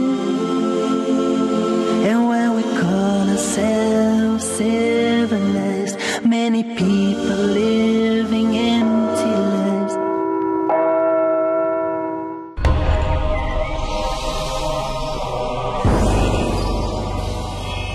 সেই তো একজন আদর্শ মুসলিম। ওয়ামান আহসানু দীনান মিম্মান আসলামা ওয়াজহাহু লিল্লাহি ওয়া হুয়া মুহসিন, যে তার সত্তাকে আল্লাহর জন্য একনিষ্ঠভাবে সৎকর্মপরায়ণ হয়ে অনুগত করল।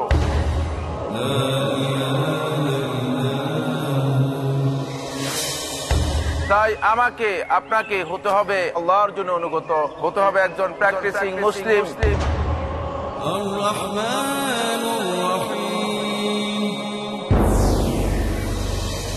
তাই একজন আদর্শ মুসলিম হতে হলে পিস টিভি বাংলায় দেখুন আমার আলোচনা একজন আদর্শ মুসলিমের করণীয় ও বর্জনীয়।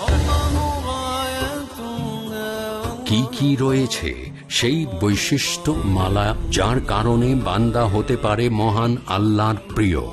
জানুন এই অনুষ্ঠান যোগে আদর্শ মুসলিম, করণীয় ও বর্জনীয়। প্রতি সোমবার ও মঙ্গলবার রাত 9:30 পুনঃ সম্প্রচার সকাল 8টায় বাংলাদেশে পিস টিভি বাংলায়।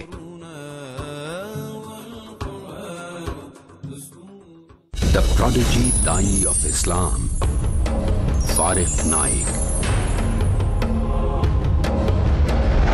I challenge any human being to point out a single fundamental of Islam. The illustrious son of the world-famous orator of Islam, Dr. Zakir Naik. Ekam Braham Dutya Naste. Bhagwan ek hi hai, दूसरा नहीं है, नहीं है, नहीं है, जरा भी नहीं है. Motivating towards the true path. No Muslim is a Muslim if he does not believe in Jesus Christ, peace be upon him. Science without religion is lame, and religion without science is blind. With his thrilling words and inspirational temperament, Demanding dowry from the would-be bride is completely prohibited in Islam. Prophet Muhammad, peace be upon him, the one endowed with knowledge and wisdom. I am proud to be a fundamentalist Muslim. দেখুন কিশোর তারকা প্রতি বৃহস্পতিবার রাত 7:30 পুনঃ সম্প্রচার সকাল 9:30 বাংলাদেশে piece TV বাংলায়।